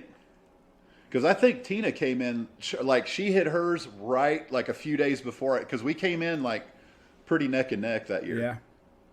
It was pretty close. So tell them about the belt back here. We'll get there. All right. That's coming. All right. You said the mental part. Yes. So that spring and summer, I was very irritable. And when I say irritable, I would just lose control. I would just go off mad. I would lose my temper. Very irritable, started becoming very withdrawn. And just not who I wanted to be, but I really didn't have any control over it, other than putting a fake smile on everything. So if I was smiling, right around that time, you knew it was forced. My wife knew something was up. I just couldn't explain it. There was no, I would be just sitting somewhere and all of a sudden get agitated, get anxious, and anxious enough to the point where, like dog scared anxious. You know how when a dog gets scared and anxious, they get that aggressiveness. Mm-hmm. And I didn't know what was going on. And finally that August of 2020, I'd had enough. Like I thought, okay, this is worse than when I was medicated for anxiety before. I'd gone in to see Doc as a checkup, and from the last time I had seen Doc, I had lost another 130 pounds. So, I mean, he didn't see me through Vance's challenge. And so, because of COVID and stuff, the clinic was spotty. And I finally called him and said, we've got to come in and talk. So when was that? And that was...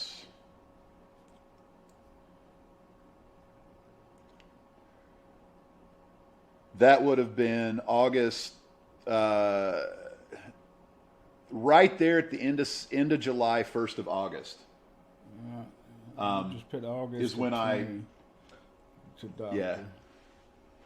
Went in and talked to Doc.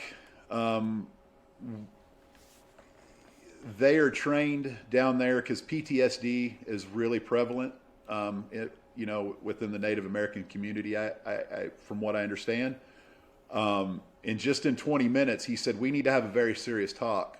He said, since you've been sitting here, you've hit 5 of the 8 markers for PTSD. And he said, what's going on? And I explained to him what had been going on.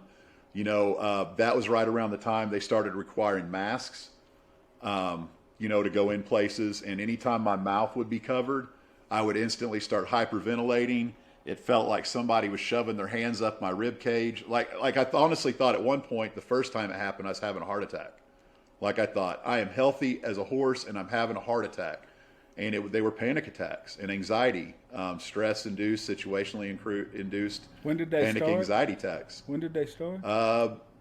May of 20. May of April, 20. May of 20. So, yeah, I knew you from some of your posts. I mean, you disappeared for a little while and then posted and said Yep. you'd having some issues mentally. If I Yeah, remember so- right, but which Yep. I can't, my memory's horrible. Yeah, no, that was that. I was having a hard time sitting down and sitting still. This whole time, like through spring of 2020, all the way through the end of summer, I couldn't sit still. I wasn't enjoying life at that point. Everything had to be work or it had to be go. Because if I sat down, even sleep, I would lay down and fall asleep from exhaustion for 2 hours, get up, try to do something, lay back down for 2 hours. So no sleep, because I felt like sleeping was lazy. I felt like watching TV was laziness. So I went from one extreme at my heaviest, not able to wanting to do things and enjoying TV and movies and, sitting on the couch and relaxing, to now I'm lucky to make it through an hour-long TV show. Because I still am fighting with sitting here, is laziness. I should be working. I should be being productive. And this is all through, that time period of 2020. Now, Doc. Now let me. Hey, tell me to go fuck myself if I get too personal or ask somebody. I've already picked your brain about the lowest point in your life. I don't know. Uh-huh. But the PTSD usually, shit, I don't know. But I've always pictured it was from a traumatic, like a single traumatic event, and then from that event you have all these lifelong issues. Is that not correct? It's different. It's a mental thing, so it's different for everybody. It's just like getting your nutrition right. There's not one fix all. There's not one cause. Mine. So the only thing that we can get it from is all of the years of being heavy. Yeah. All of the verbal abuse, all of the bad looks, all of the self-perceived abuse, all of the actual abuse. I just took it. The people who looked down on me, the people who made fun of me, I just put it away. Didn't deal with it. Couldn't deal with it. All of the emotions, all the anxiety, everything that most people should be able to deal with, that's common life, you just put it away because you're so focused on, I have to get up, I have to make it through work, I have to do this, I have to, you're so focused on making it through physically that everything mentally is just piling up. And so now that I'm not, it was so weird that I'm not concerned about my physical body anymore.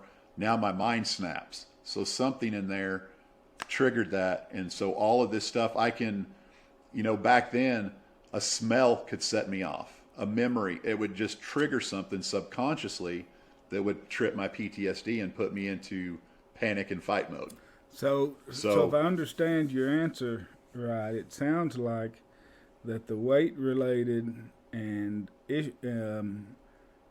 physical disabilities and the aspects of growing up that way. Yeah, well, we're going back to that shame and worthlessness issues, that compounding those and pushing those down, that right now the current belief is that it was the cause or the etiology of your post-traumatic stress disorder. Is that yeah, it's just a culmination of, never fixing any of that stuff, just pushing on, a lot of folks reach out to me for help now that are, 500 plus. And one of the first things I recommend is therapy. Mm-hmm. Any way you can. What kind of therapist? I mean, I'm skeptical about therapists. So what kind of therapist do you recommend someone goes to for us? Mine was a trauma specialist. Like my doc talked to the different therapists at the clinic. My doc was on board with me. He helped me find the right therapist for me, and she was a PTSD and trauma specialist. My recommendation for people that have problems, and I'm not a therapist or anything. None of us. But my logic with somebody as a binge eater, talk to an addiction specialist. Yeah. Do you know what I mean? Like, how many binge eating specialists out there were actually 500-pound plus binge eaters at one point? Mm-hmm. But how many addiction specialists were actually addicts at one point? No, I mean, you know what I mean? We're unicorns, people that have done what we do, But like I said, an addiction specialist can help you deal with addiction. So like binge eating is an addiction, I believe personally. Mm-hmm. That's how I feel. It's an addictive quality. Yeah. So an addiction specialist, I feel personally, again, just me, I think an addiction specialist is who you should reach out to. Because seriously, obesity counselors, how many of them have been where we've been? Not many. Usually there's little bitty cute girls just out of college, And they've put in the bookwork. I'm not taking away from any therapists that have done the schooling. I'm not at all. Like my therapist, she's a trauma specialist, worked wonders, taught me so many things. And I don't share my mental tools or the lessons I learned in that either, because that is just as specialized, if not more so, than diet. And I don't want to tell somebody how I'm dealing with my stress and have them try it and it totally backfire, because that's when you start playing, with people's headspace or recommending or anything. I just don't. My recommendation is, if you feel like you need to talk to somebody. There are specialists, and remember, you're paying them. Don't just sit down. But I do highly recommend giving somebody at least 3 sessions. You know what I mean? Mm-hmm. Give them 3 sessions. Give them 4. Sit down and just let them have it. Be as 100% brutally honest as you possibly can. It's embarrassing. You'll tell things to a therapist you may not have told anybody else. Now me, Elise knows everything I know. I am 100% a glass, empty, transparent, crystal clear glass with my wife. Mm-hmm. If you tell me something, she knows it too. I mean, but the therapist is the same way. If you want it fixed, you're going to have to talk to them about it. So I'm a big proponent of therapy. I grew up in the school of get up, big boy, rub some dirt on it, be a man. And I don't proponent that anymore. I think that's why a lot of men are in the spot they're in. Mm-hmm. And anybody that calls therapy for sissies or any of that kind of stuff, you can come talk to me about it, or send whoever's making fun of you to me. I'll have a conversation with them. I've got no problems with that, because I think if you need that help, you should get it. No, I think I agree with you. It's just hard finding the right one. You go. You go and. And don't be afraid to call the office. Call the office. Talk to the receptionist. Let them know what you got going on. If they were responsive or if they're kind of pushy, that ain't the office for you. Mm-hmm. Call around. If you get that warm fuzzy, say, hey, look, I'm trying to lose weight. I've lost this much. I need some help.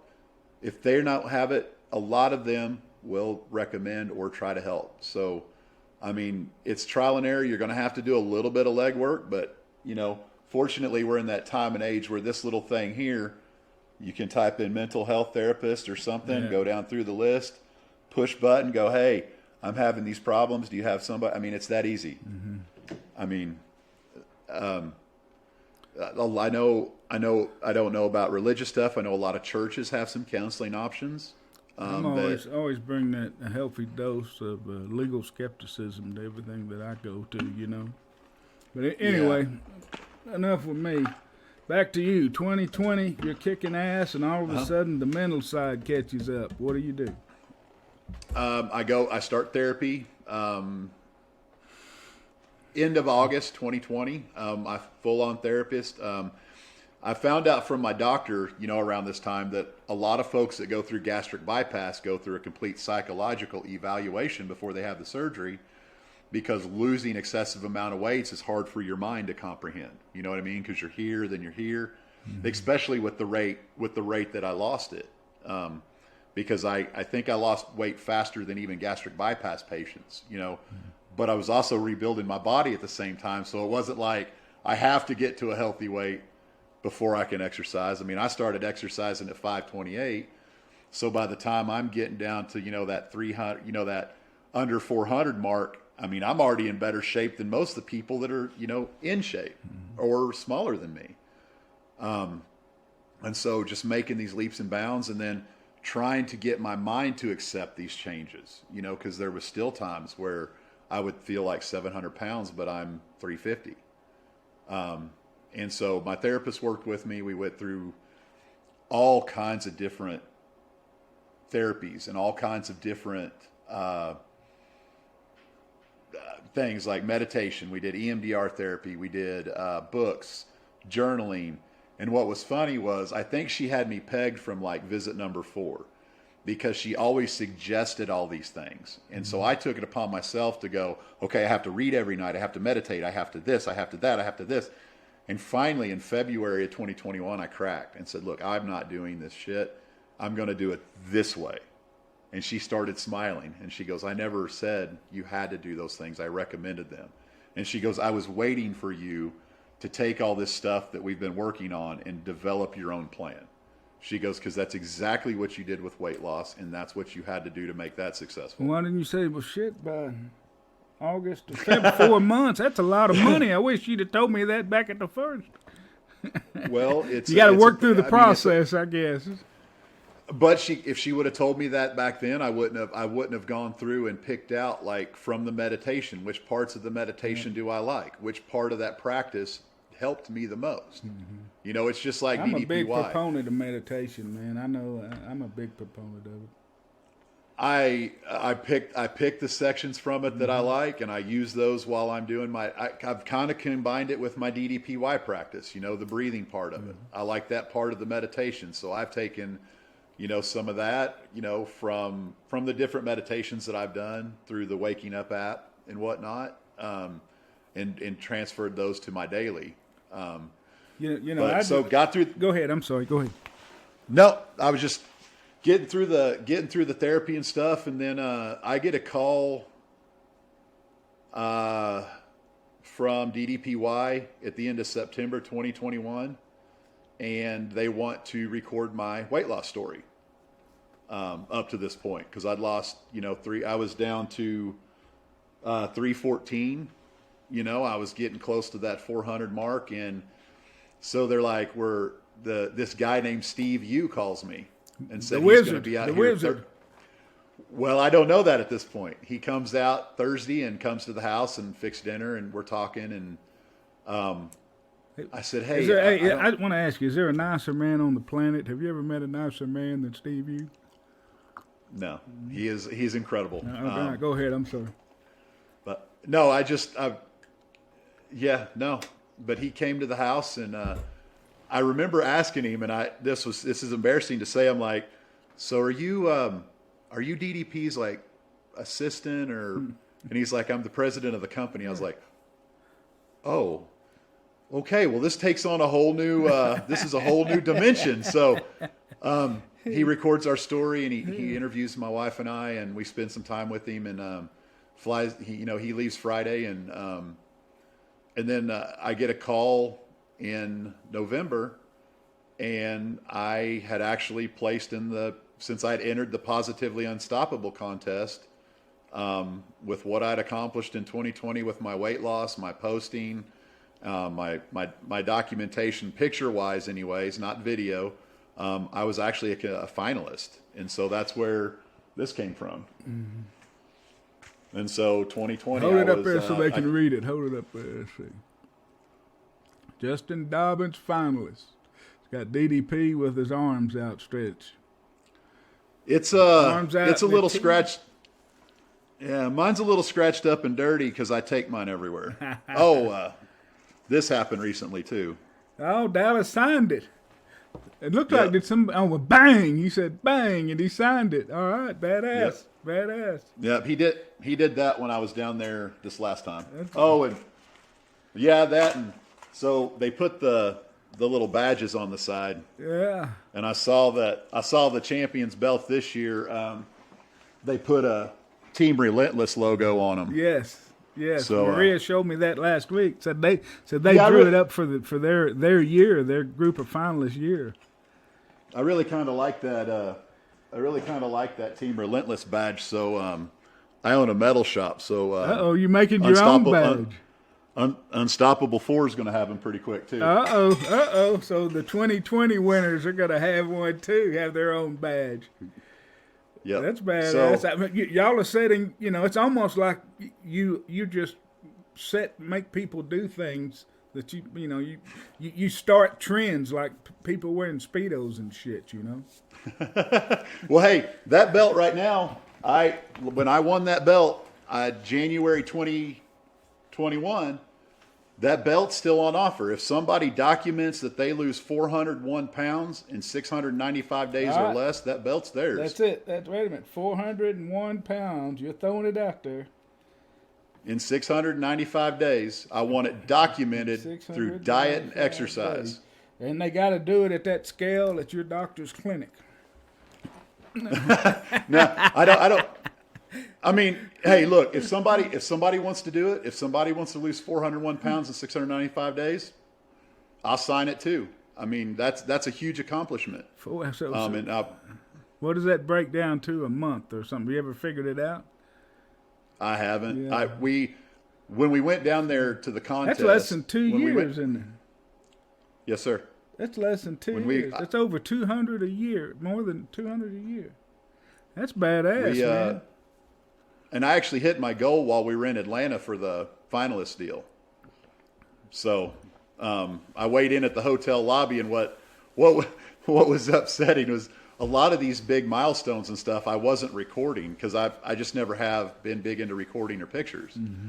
And so they really wanted that to be recorded when I hit that because we were at the hotel there in Atlanta, and I'd gone down to the fitness room because I just had a feeling. I was like, I want to weigh in. And I went down there and I stepped on their scale and it said 297 pounds.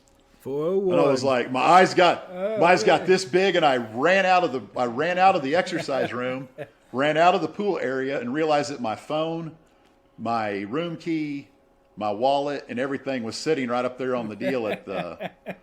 So I run down the stairs to the desk and say, hey, I need a key card to my room so I can get my stuff out of the exercise room.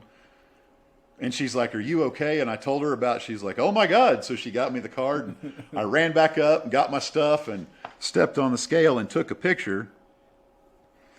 And then I ran upstairs to tell my wife. And so all of this is going on. And I texted Steve that morning and said, hey, look at this. And he goes, did you video it? And I was like, well, no. And so, yeah, it was. You got to be quicker with the video, man. You got to be quicker. Man, I stink at it. Yeah. So we were down there last year for that. They announced us as winners, recorded. We worked out with Dallas. Who all were and the then winners? I got to Candy Herndon. Candy Herndon was the champion. She was first place. Caitlin K was second place. And then Scotty Boots, or Scotty Jorgensen, and I were second. Or, I'm sorry, we tied for third. We kind of sum it up as like Candy was heavyweight champion, Caitlin was United States champion, and Scotty and I are the tag champs. And how much overall weight did y'all lose in that period, that 6 months? Oh, Vance, I don't know. We figured it up once. Yeah, we lost quite a bit. That's crazy. So all right, so tell the people about the contest in case some people want to enter into it. Contest starts January 1st. You have up until, what is it, March 31st? I think April. Or is it April? It's got to be okay, April. The end of April. Yeah.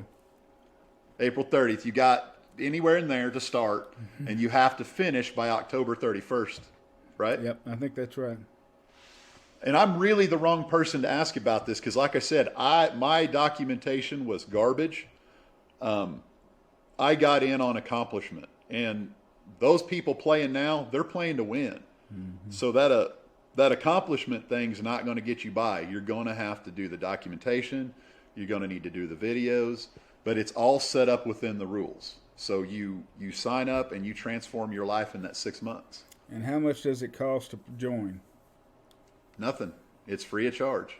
And all you got to do is lose weight and take pictures. No, I don't. It's not even weight loss. You transform your life because 2 of the champions this year didn't have a big weight loss, but they had a complete. They finished their transformations. So they didn't have that big 100-pound weight loss. They just had that kind of finish up weight loss. Mm-hmm. So it's not just about that. Jeremy's was overcoming addiction and stuff and finishing up his weight loss and really putting muscle on.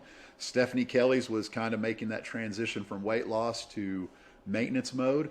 The other 4 winners this year, Maria, Brian Tan, Brian Gray, and Patrick Sims, they all had a big weight loss too, but they also had that rounding out their transformation as well. So it's anybody's game. I mean, it's get in there, do the work, do the documentation, and then get submitted. Yeah, and then they pick the winner and trip to Atlanta and yes, sir. Financial rewards and all kinds of things. Yeah, I think they changed it. It was a chance at $1 million for the last couple of years, but I think they lowered it to $250,000 because they could pay out more money across the board versus bigger prizes, they're able to give out more or something like that. Yeah, I think that's, I think they have such a hard time. This is what I think Steve told me. They have such a hard time picking the winners out of so many different transformations that they would rather give a little bit to more people than having to have a rate and pick people, because like your year, it was only going to be 3. And then they made you tied for 3rd, so they ended up changing the rules to have 4. And then the next year there was only going to be 3, but there were so many good people that they ended up with 6. They ended up with 6, and so they had to come out for more money. Well, I kind of think that they had to pick the 4. They had to pick the extras because when we finally have that big cage match wrestling deal, the guys they picked this year are a lot smaller than me, so they probably had to even up the odds a little bit. I don't know. So but I want to see the cage. I'm just teasing, guys. I want to see the cage match. Hey, were you a wrestling? It'll be on pay-per-view. Were you a wrestling fan growing up? Yeah, I was. I watched quite a bit of it growing up. So were you a fan of Diamond Dallas Page? Yes and no. I'm going to say yeah. I kind of like the way he came in when he was People's Champ and stuff. But I think a lot of during his WCW run, that's when I was watching the other competitor. But no, I watched. I'm going to say he was probably in my top 10, if I'm being honest. And of course, I was a big fan of the big guys back then. I really liked Sting. Dusty Rhodes was one of my favorites. I grew up with a lot of the older wrestlers. Yeah. So, American Dream Dusty Rhodes was the man. As far as I'm concerned, as far as wrestling, he was one of my top tier wrestlers. Dustin Rhodes, since he entered the game, him and Barry Windham back in the day, I liked those guys. Those were some of my favorite wrestlers. But, DDP was up there with it, probably within the top 10. Well, Dusty Rhodes was what I think who DDP considers his mentor. You know, the one that, Yep. that really got him into wrestling and got him and inspired him to be the champion. You know, there's some story he tells. I know I'm going to butcher it, but he said told Dusty that I want to get in there, at least maybe I can make the top 10. And Dusty said, "What? Well, you know, what the hell? What are you talking about? What, you know, if you're gonna do it, be the champion. If you're gonna be a bear, be a grizzly, basically." And Yep. so, you know, why else do anything? If you're gonna do it right. Right. So, But yeah. now go ahead. So we were down there for the contest, and then we came back, and you would think at that point everything would be hunky-dory, everything would just be great, and I hit some more mental problems and some more stress and some more depression after the first of the year, because people don't think about, you know, that, like the contest, so winning that win, you're up here, you're at the top, like you're at the pinnacle, you know, and so part of, you know, my big deal in 2021 after turning that corner was, what's next? What am I supposed to do? You know, where are you supposed to go from here? All right, let me stop you right there. All right, and this is where I'm gonna get more personal too. Okay. Because this is a question I get asked this all the time about, you know, you think, but they always ask me, what about loose skin?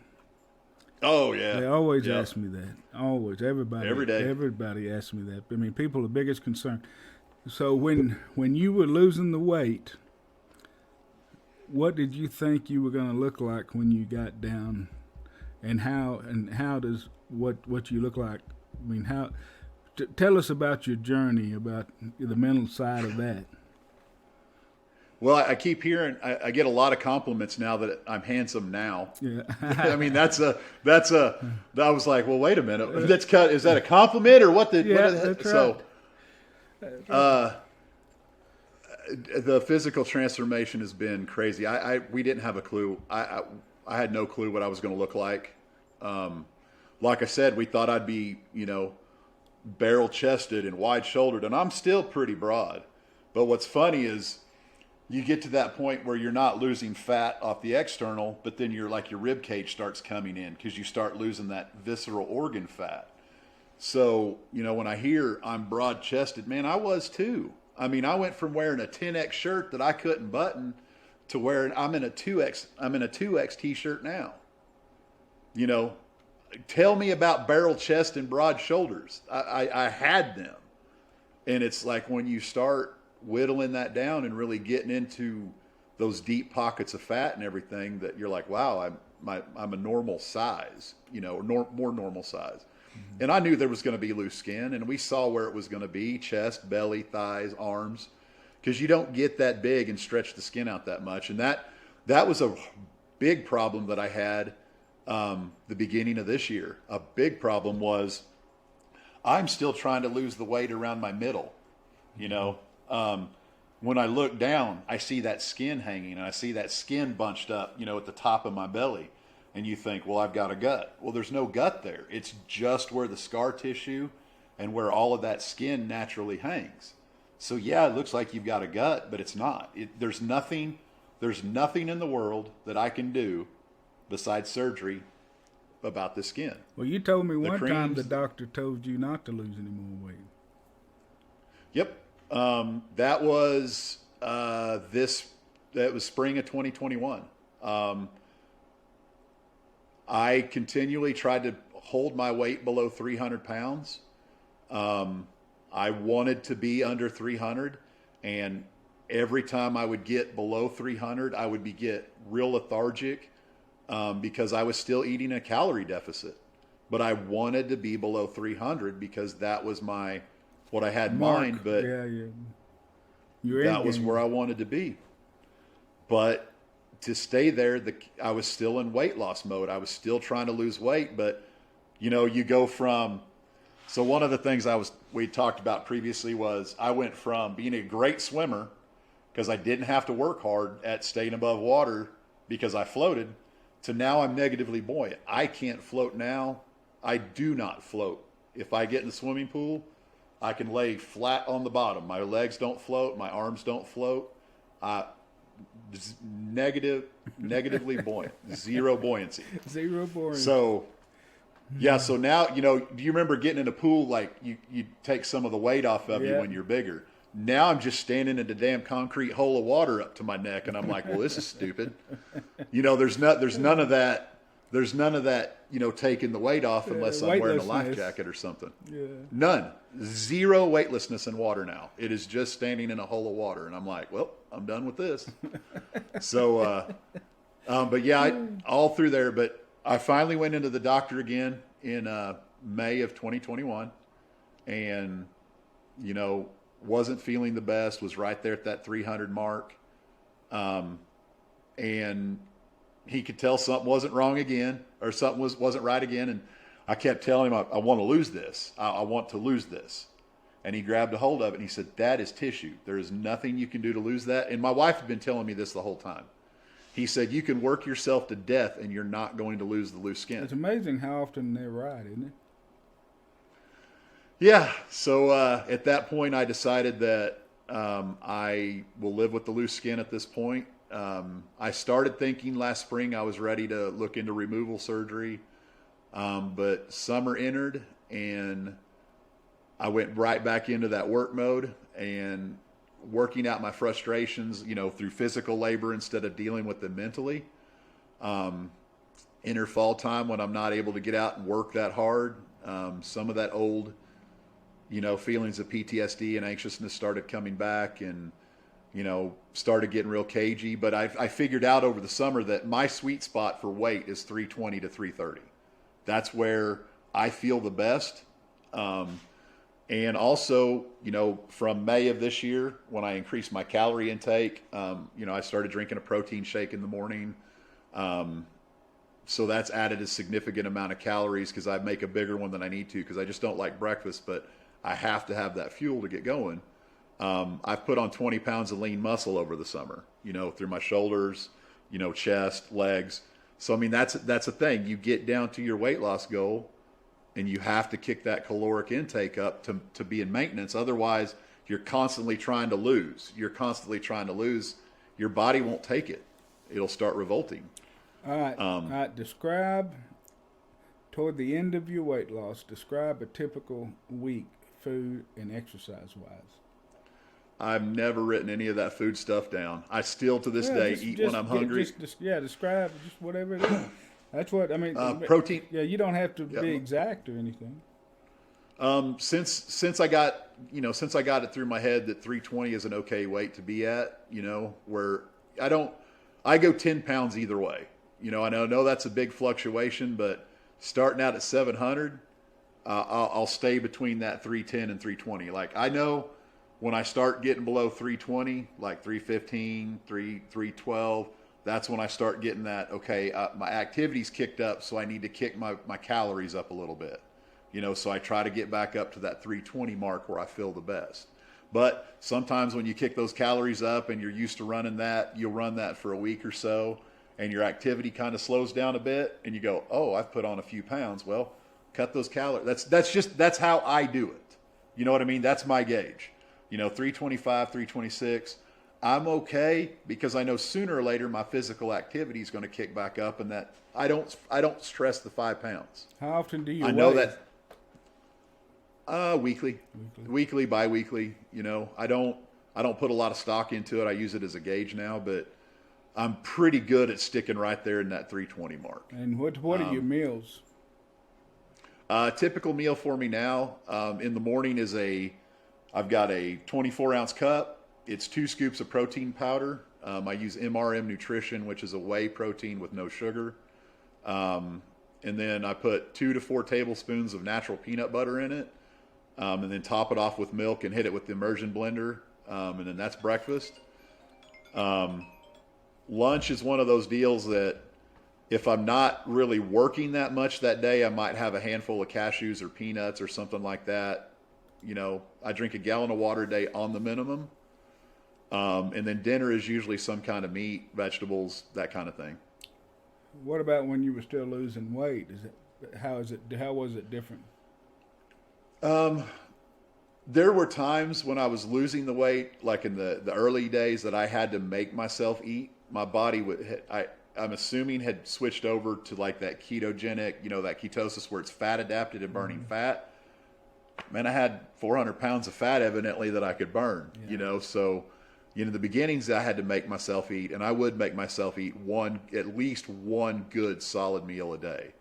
And that was non-negotiable. And I mean, that would be a good solid serving of food that, most people would probably think was too much, but that was my only meal for the day, and so that's what I would do. Kind of an OMAD thing, but it wasn't like planned. It wasn't a planned deal. If I got hungry earlier that day, I would have eaten. I've never gone hungry this entire time. But it's always had to be on plan. It's always had to be within my nutrition plan, which is high protein, low carb, zero sugar. What about exercise? What exercises did you do during this period? Just stuck with DDPY. A lot of it was starting to learn how to back off a little bit. Because in weight loss mode, you want to work out because you're trying to burn those calories. I have a physical job here in the shop, and then I also do manual labor on the side, clearing out fence rows, cleaning out barns, that kind of stuff, just to get out of the shop from time to time for my sanity. I do a lot of physical exertion when it's hot. Heat doesn't bother me anymore. Cold hurts. Anything below 50 degrees and I'm freezing. Hey, let me ask you something. Let me ask you something now. It may be different for you, but when I'm losing weight, man, I'm just freezing all the time. It doesn't matter where I'm at, I'm just freezing. But, did you have that? No, I was hot-natured clear up until last winter is when it really started hitting me when I got closer to that 300 mark. But when I was at my heaviest, like 20 degrees, I'd be wearing shorts, t-shirt, maybe a hoodie, maybe. I could handle the cold. But now if it gets below 50, it almost hurts, So I've definitely got my cold weather gear now. So how much has DDP yoga contributed to the weight loss, to your transformation, to your lifestyle enhancement and changes? I know it gave me back my mobility. I don't need my knees replaced. My knees at the beginning of this were bone on bone, and I've got space in my knees now. I've got space in the joints in my back.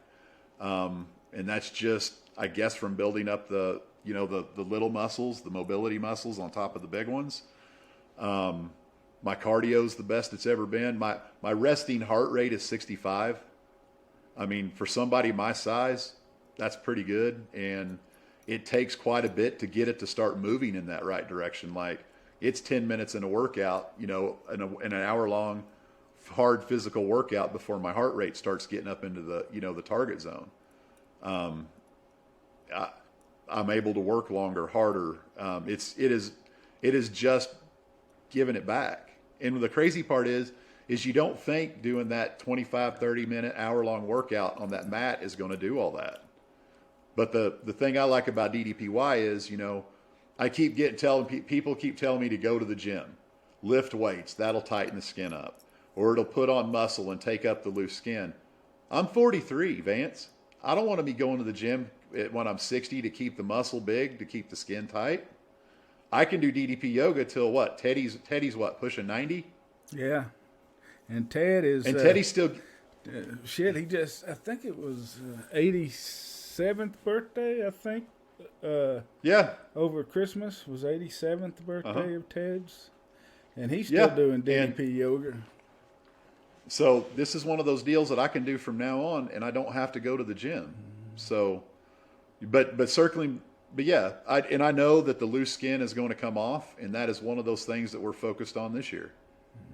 Are you going to do the surgery or no? Yes, sir. You're going to get the surgery done. So I know from Caitlin Kay's brave postings a little bit more about it. What all she's having to gone through, because she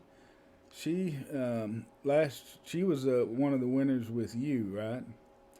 Yes, sir. And then this year she elected to do the skin surgery, and she did it multiple places all at once. Like I don't know. Yeah, she did her arms, chest, and abdomen. And all at the same time. And she Yes, sir. documented it on her social Yep. media and in the DDP yoga Yes, sir. group. And so, Yes, it's sir. just a unbelievably brave act to do, especially. And she's not very old. She's a younger lady, I think.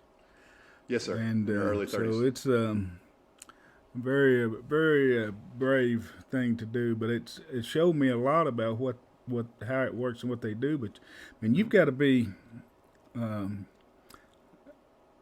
immobile for a while or something if you do it. Or what do you know about? I mean, what? Yeah, and that's part of the reason why, last spring when I thought, hey, I've got my stuff together, I'm ready to do this. If I would have done that surgery, last fall, that probably would have been one of the worst things I could have done, because I could not have been down, because you're down for 6 weeks. Like, they don't want you moving. I mean, it's a very, very major surgery, and very invasive. So I didn't pursue it. Spent the fall getting my head right and getting working the therapy, working my tools, and just getting to the place where I'm finally comfortable. I'm finally to that place where it's, hey, I've got to control these PTSD flares. I've got to use my tools. I want to be happy. I want to enjoy life. And I'm not saying that was the way to just turn that switch, but it was just like with my nutrition. And that's what I've done this fall, this fall of 2021 and winter of 2021, was just get my head straight. That's And then, I mean, that's, I don't know. One of Dallas's quotes is, "Life is 10% what's hit you and 90% how you react to it." well, and it break it down further too, Vance. Like, if you start thinking about it, what are the things you can control, that life throws at you? The only thing you can control is how you react. You can't control emotions, because emotions are primal. That's part of who you are. Emotions bubble out. You can try to control them, but your deep core emotions are there. You'll never control them, because that's part of who you are. You can't control what the world does to you, because that's what it does to you, and it happens. You can't control your past. You can't control your future. The only thing you control is how you react to everything that's thrown at you. And that's been what I focused on this entire fall is, okay, that sucks. That pissed me off. How do I react to that? How am I going to move on from this? And how should I react to this? How should an adult that's 43 years old react to this situation? And I know there's times where somebody will ask me a question, and it's happened, I know 3 times that was noticeable. But somebody came up and asked me a question, and I literally had to stop and take 30 seconds to process my response, because my first response was be an asshole, but I thought it through, said what I thought, and it came out to be better. So I've just been more conscious, or try to be more conscious of everything I do or say. And that's really helped me kind of control things. Just, if you have to take a second, stop, take a second. We're too quick in the society to have something or have to have an answer. So, part of my journey, the big is an accountability, is post everything online and shit. That's how I got to you and to everything else. But because I know that you've posted a lot of your journey online, and you've posted like a lot of the skin issues. And you've been brutally honest online as well, and brave. And there's always those trolls out there. But how has your online activity affected your journey? And how have you handled it? That kind of thing. I used social media for the first year as accountability, or when I first started posting, and I wasn't going to post at all. But my wife told me, back when I first started posting, she goes, what if you help somebody else? What if you keep one dad from pulling that trigger by showing them there's another way? And so I was like, okay, well, if one person, so I started posting. So I posted that first post and started posting and kept posting. And in the beginning, man, I did it for accountability. And I've also never really, how am I going to word this? My recommendation for social media, if you're going to post your journey, is you need to put a post up and then forget about it. You know, I know a lot of folks get wrapped up in reactions or comments or this or that. You know, why did my post doing this, or why isn't I love I love the interactions and I love to respond, but at the end of the day, I'm putting it there, and that's where it is. If I have time, I come back to it, but you know, 90% of the time I put my post down and I walk away from it. And I don't expect anything out of every post at all. I don't expect anything out of any post. But if I can help somebody or answer a question in that post, then I absolutely will. Yeah. And sometimes it takes me a while. You're right.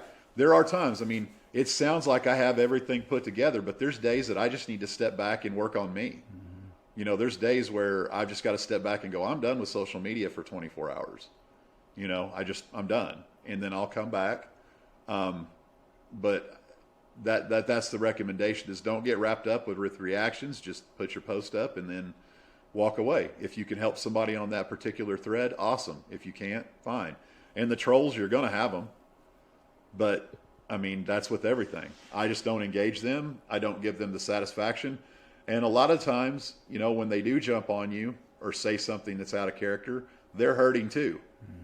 So I'll always give them kind of the benefit, you know, of, hey, do you want to discuss this in, you know, direct messaging, or do you want to do a FaceTime call, or do you just want to be an asshole on social media?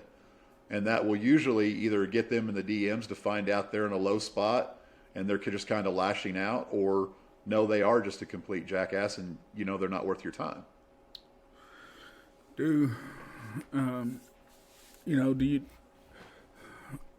What recommendations can you give other people who are just starting out with their weight loss journey, whether it's, you know, 10 pounds, 100 pounds, 200 pounds, 300 pounds? What's the best advice that you have to people who are just beginning to take their journey, the baby steps?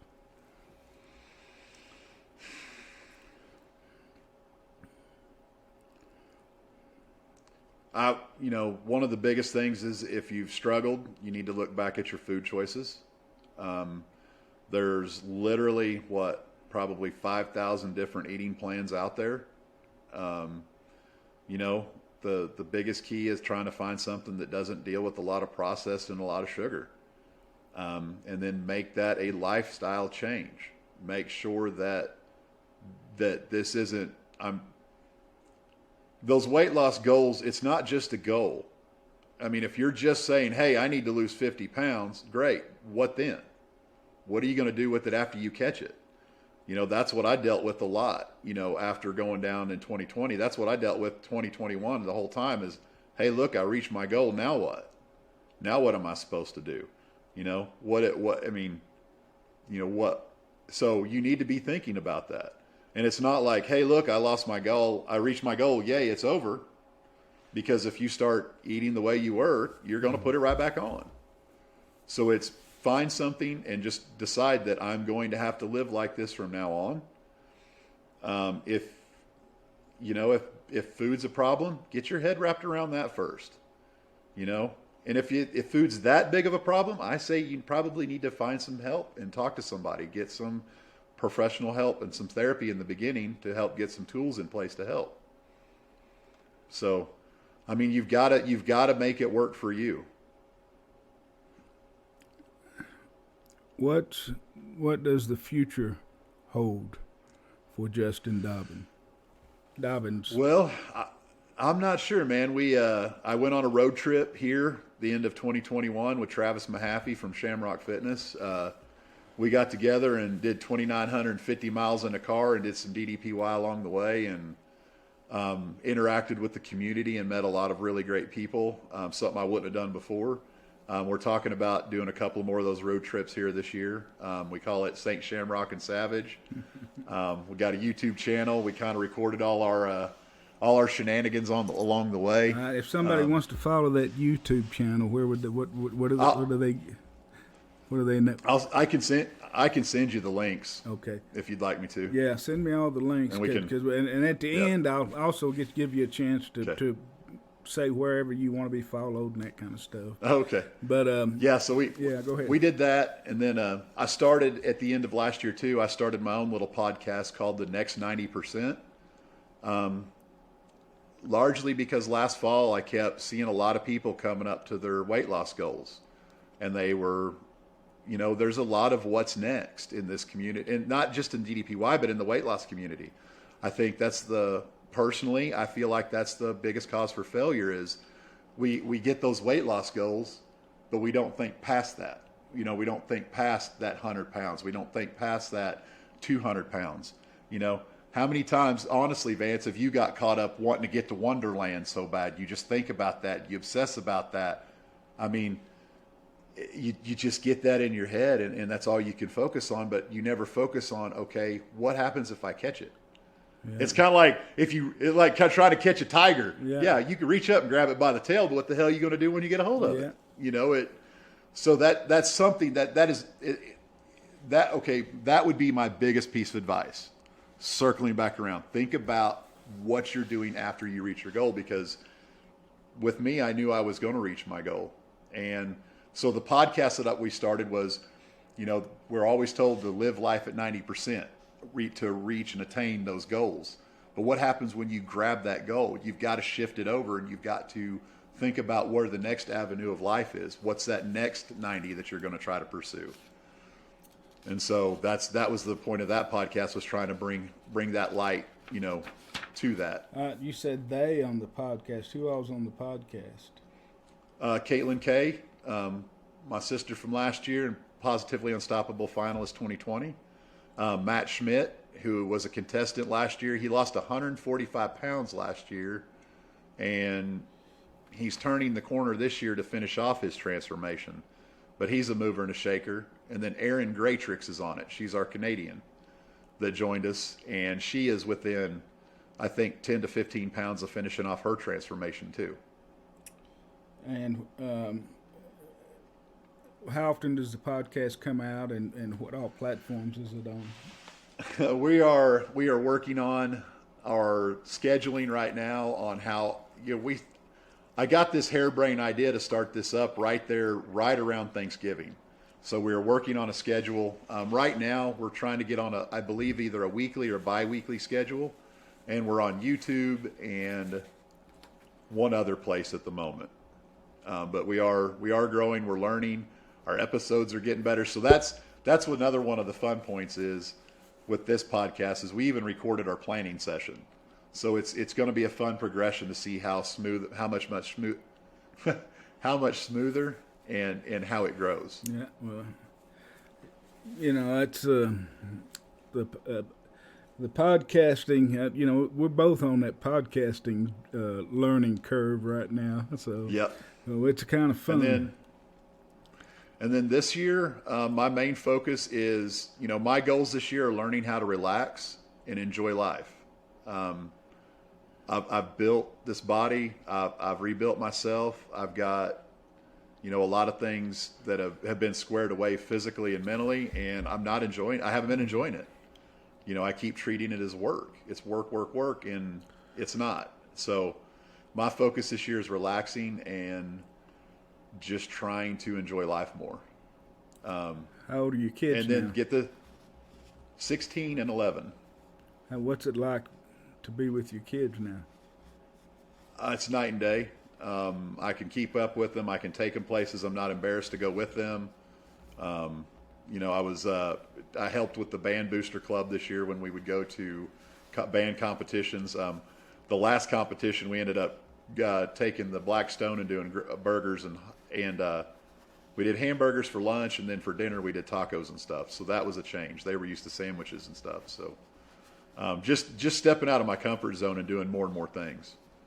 And then between that and then the big goal this year is the skin removal surgery. And being that a lot of insurance don't cover it, we've got, gear on sale again. All my shirts say Operation Rebuild on them. And after, we're aiming to not just sell gear for my surgeries, but I'm hoping to continue after my surgery to continue to help other folks that are getting in the same situation who get up there, can't afford it.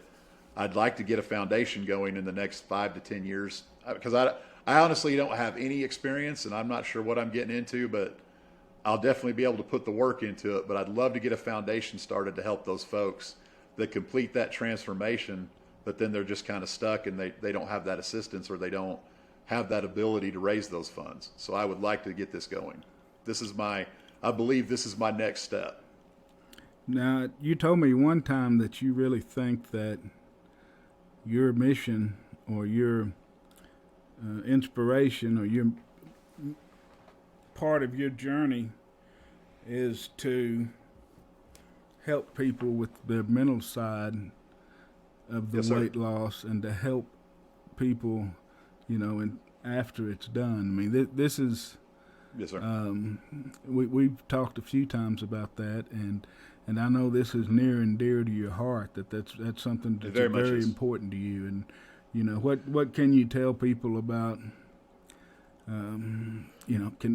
Might lessen their burden some if they're getting to the end of the rope where we are. It is if you feel like you need to get any kind of mental help or you're not quite tracking square or you're not happy, it is just get that help you need. I mean, I wish I could share what I'm doing and how I'm getting through it or the tools that I use, but that stuff is so personalized. That stuff it's almost even more delicate and personalized than nutrition. I mean, because you're messing with your mind, and that is something, unless they're a professional, they really don't. That is such a dangerous area, and that's such one of those areas that a professional, that somebody that's trained to deal with that. But it is very near and dear to my heart, and I hate how society just kind of tells you to push it away and not deal with it, or grow up, or there you're better, because that's been the biggest thing. Like, you've lost all the weight, why aren't you happy? It's like, well, I've dealt my entire life dealing with life as a fat person, with fat people emotions and fat, that thought that I'm worthless, I'm not here, don't look at me. I've gone through my entire life like that, and now I've got this whole other life. It is literally a black and white difference, where my life was and where it is. And trying to learn stuff that, I maybe should have learned when I was 15, 20 years old, but I didn't. Like how to deal with situations and emotions and feelings, and it's like, I've never had to do this before. So it's a lot of change, and and I think a lot of us or me personally, not a lot of us, but me personally, I got down to the end of my transformation and was cocky. Look, I just transformed my entire body. I can fix my brain too. And it turns out I couldn't. So even after losing 350 pounds, I knew I couldn't fix my brain myself. So it sounds like to me, and I don't mean to minimize it or try to stick it in a little box, because you've been on an incredible journey. What you've done is incredible. Nobody's done it. But if people always ask you, what'd you do to lose weight? What'd you do? And so if from what you're telling me, if I had to break it down into 3 little things, it would be meat eating. It'd be the meat eating, the protein. It'd be the DDP yoga, and it would be mental health. Mm-hmm. And so those 3 things, and it doesn't sound like, it sounds like to me that the exercise is on the lower end. To me, it sounds like the mental health is maybe more important to you, to your journey, than even the diet or the exercise. Well, when you think about it, Vance, when you get up over that 400-pound mark, people are always saying it's 90% nutrition, 10% exercise. Mm-hmm. And I don't agree with that. My breakdown from the get-go, has always been at least 50%. Let's just break it down like this: 60% mental, 30% nutrition, 10% exercise. Mm-hmm. Because if you can't get your food demons and you can't get your food addiction under control, and you can't get your head square, and you can't accept that you're going to change and how to deal with that change and accept that I have to eat like this, that's all mental. That has jack shit to do with the way I'm eating or exercising. That's all up here. So until you get that squared away and into the thought process of this is the way I'm going to do it, it's not about food. It's not 90% food. It's 60% mental, because you want that crap. You want to eat that pizza. You want to drink that 2-liter of Coke or whatever, Kool-Aid or whatever your sugary, funky drink is. You want that milkshake. You want those fries. And you got to deal with that. You've got to put all that away. So you have to deal with all that mental struggle of being that food addict or that food junkie while you're trying to eat right and exercise. So no,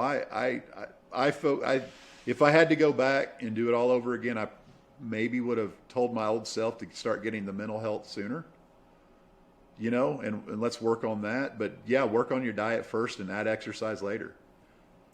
How much has the mental health cost you over this journey? I was fortunate enough to have that taken care of through the Native American healthcare system. So that was covered through that health coverage. I have that through my tribe. So okay. Very fortunate there. Very fortunate. I'd always said that it's 95% diet and 5% exercise. And you do DDP yoga to have the life that you want. To be able to do the things that you want to do once you get down to that, to have that flexibility, that endurance, that ability to do whatever you want to do in life. But if, I haven't thought of it as a big chunk being mentally, and maybe that's where I'm struggling so much these days with my binge eating. And, I've just started with a dietitian, but I've always kind of figured 95% exercise, 95% diet, 5% exercise. That's kind of the way I looked at the paradigm. So, well, it's kind of like, and this is me getting brutally honest. What's made you want? It's kind of like, and I've tried to think back about all the times that I failed before, but I've never been on a journey where I just yo-yoed. You know what I mean? So it's like, how do you break that cycle of going back up? Do you know what I mean? Like, so that's got to be a mental thing. But like I said, I'm not a professional. I'm not allowed to, and I'm very fortunate. In this field, but we've done something that nobody else has done, especially you. And I know I'm fortunate that once I decided that I was done eating that stuff, I was done. I'm not saying I don't have cravings. I have cravings from time to time now. And I probably could have those foods. You know what I mean? I probably could go and have a couple of slices of pizza. I just don't want it anymore. I don't crave. If I do crave it, it's fleeting. Because I'm thinking about how good life is now. I don't feel guilty. I find ways to make foods. Like I found a cauliflower crust pizza that I don't mind having once a week. You know what I mean? That's within my parameters. It's within my calories. I can make that at home, get my pizza fix, and move on. But the rest of the week, I'm good. I stay where I need to be. But that's one of those things I feel like I've earned now that I'm in maintenance mode to go, okay, but I don't think I'll never open the can of worms of going back to processed foods or sugar, just because I'm just not. That is one of the things that I can honestly say that I'll never go back to. All right, man. Shit, I've kept you on here, pushing 3 hours now. All right. Well, let me see. Is there anything that you would, this is your chance to tell your story, and if it, for at least the 4 or 5 people that's going to be able to find it and listen to it. So, anything you want to tell those people that either dieting or maybe the people that made fun of you in the past or whatever you want to say. Well, this is your chance. I'm throwing you up a softball to say whatever you want to say. I guess in closing, I'd just say, it's worth it. It's worth it. It sounds like it's just been hell and a slog, but I can tell you, like, this year is one of the first years that I'm feeling good. I'm not saying I don't have those little moments where I need to stop and reset, but it's so worth it. Like, waking up in the morning and getting up, kicking your feet out of bed, standing up without having to sit there on the edge of the bed and grunt and groan for 20 minutes, and then wondering if your knee's going to give out. I mean, it is worth it. And the exercises, DDP yoga, it's, get the yoga out of your head, drop down, try it, actually give it a good go, see if it works for you. And if it doesn't, it's fine. Find an exercise that works for you. I just know that me personally, and I know Vance feels this way, DDP yoga has given me my life back. Amen. It's the one thing that, exercise wise stuck with me. It appeals to me. I enjoy it. That's my time. That's my moment. That's kind of the reason I put my L1 on hold. I was working on my certification. I taught my first little practice opener, but turning the first of the year, I've decided that I'm just putting it on hold. And if I don't know that it'll be for me to teach. I respect the heck out of the teachers that the instructors that do it, and I take a lot of their classes. Right now up here, that's my time, and but yeah. I wanted to ask this question earlier. I asked you how about your relationship with your kids. I failed to ask you, what about your relationship with your wife of 20 years? Oh, it's great. It's more fun now, but we've never had any, we've never even really had a big fight in those 20 years. I mean, when people talk about a soulmate or finding their other half, she literally was my other half. And so far out of my class, I don't know how I landed her. Must have been personality back in the day or something, but I married way outside of my league. And it just works. Like we are, like I said, it's kind of like that whole yin and yang symbol. That is how our relationship has been. And I know it's gotten stronger because I'm more there. I'm more attentive. I'm not so wrapped up in the daily survival. And I'm not saying I don't have my moments. I still have days that I wake up and struggle with my PTSD. It doesn't last as long. And she's learned with me along the way how to let me deal with that. And she can tell when I need a hand or when I don't. So we're just a team, like 100% a team. And is she still eating the same way you're eating? Yeah. Now she switched up a few things this last year and introduced carbs back because she kind of hit a plateau. And when she added back just a few little carbs, like her weight loss started going back down. But yeah, she's this, and so yeah, she's just kind of doing about the same thing. How much now, workout wise? How much has she lost overall? She's right around that 100-pound mark. What she wanted to lose. Yeah, right there. I mean, she's hovering around there. That's awesome. So, that's awesome, man. Yeah. So between y'all have lost a quarter ton. Yeah. Yes, sir. Y'all removed a quarter ton from this planet. Yeah. That's awesome, man. Well, all right. Any projects you're working on you want to tell us about, and then I'll get your social media and I'll let you tell where you want to be followed and that kind of stuff. But you got any projects in the hopper that you want to tell them about, other than the next 90% and the Shamrock and Savage YouTube channel? Yeah, I've got the next 90% I'm working on. I've got my Operation Rebuild gear. Okay, all right, let me stop you at that. Operation Rebuild. Yeah, where would they get that? That is at Mustard Seed Grass. It's www. So I've had some people offer to do a GoFundMe to help with skin removal surgery. Man, I'm from the Midwest, and that, you know how it is. It feels like charity. It feels like a handout. And I understand, but I would rather sell T-shirts. Like, I'm a T-shirt junkie now. Like, that's my new addiction. Like, I'm all about. I didn't ask you that question. I mean, how was that day when you could walk into a store and buy clothes? I honestly didn't. I honestly didn't believe it. I walked right into Walmart, picked up a 2XL t-shirt, put it in the cart, brought it home, tried it on. See, the problem that sucked the most for me was I started getting normal clothes during COVID, where you couldn't go inside and try anything on or shop, or it just wasn't a lot of fun.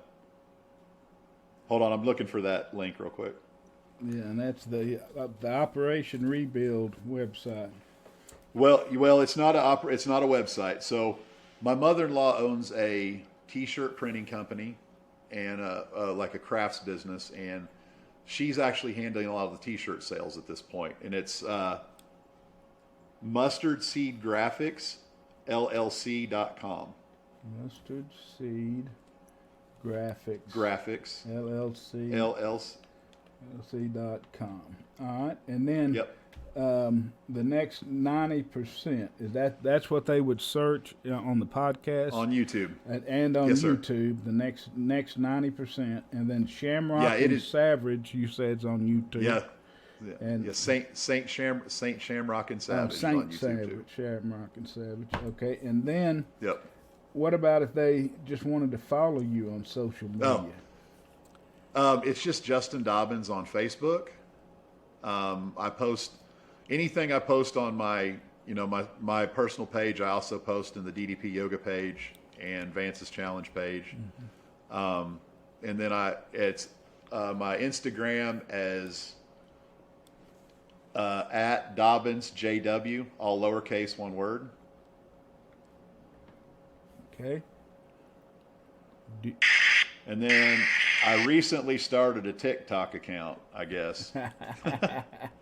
But- I'm not real good at it yet. No, you'll get But there.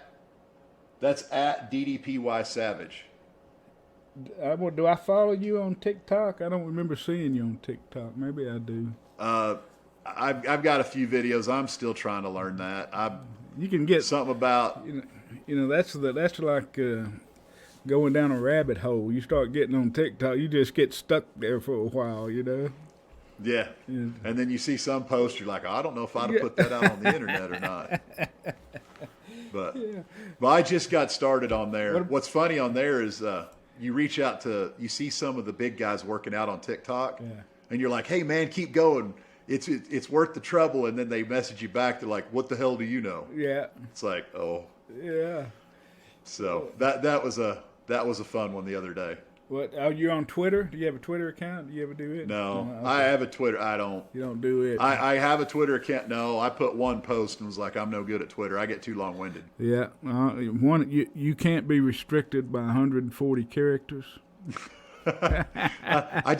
My biggest problem is the other thing you asked about social media posting, and I know we've been circling around, but coming up with something to write every day. Like in the beginning, it was easy. Yeah. It was easy to come up with that, but once I hit this maintenance mode, it's like, okay, what am I thinking about today? Well, is it worth posting about? I'm like, well, you told no. me one time recently that you had your next 6 posts ready to go, and I was just thoroughly impressed because I'm sitting there late at night trying to get something out. I can't imagine being that prepared. I had those next 6 ready, but now that we've turned the first of the year, it's like because right now a lot of folks have that motivation, they have that inspiration, they have that discipline, and most of the advice I give out, at this time of year is remember where you're at right now. Remember that fire that you've got lit, because here in about 2 months you're going to need that. Here in 3 months you're going to need that. Yeah. Here in 6 months you're definitely going to need that. Because it's those dark times 3 months from now at 3 a.m. when there's junk food in the house and you're not supposed to have it. You had a That bad day inspiration at and work. motivation. Shit's been piling on you at work. The scale kicked your ass that day. You mad at your wife or something, or the kids, money, or it's so easy just to start eating, man. Yep. And that's, just taking that out of the equation. And like I said, it's a matter of, okay, fine. If you feel that need to binge, make sure it's on plan. But it's really hard. Like, I don't know if you've ever tried it. So somebody asked me for advice. So binge eaters, it's really hard to binge eat on whole food. Do you know what I mean? Like, and the guy said, what do you mean? I said, go get 2 heads of lettuce, like 2 pounds of lettuce, and chop that up. Put it in a big bowl. I said, fry up 2 pounds of hamburger meat, like taco type meat with lightly season it. Put that 2 pounds of hamburger on that salad. Grate up a pound of cheese, a whole brick of cheese. Put that on there. Put your sour cream. Put you some salsa. So you've got this 8-pound salad. I said, sit down and eat that. Yeah. That's 8 pounds of whole food. Eat that. How many people can sit down and eat 8 pounds? You get a pound into it and go, whoa.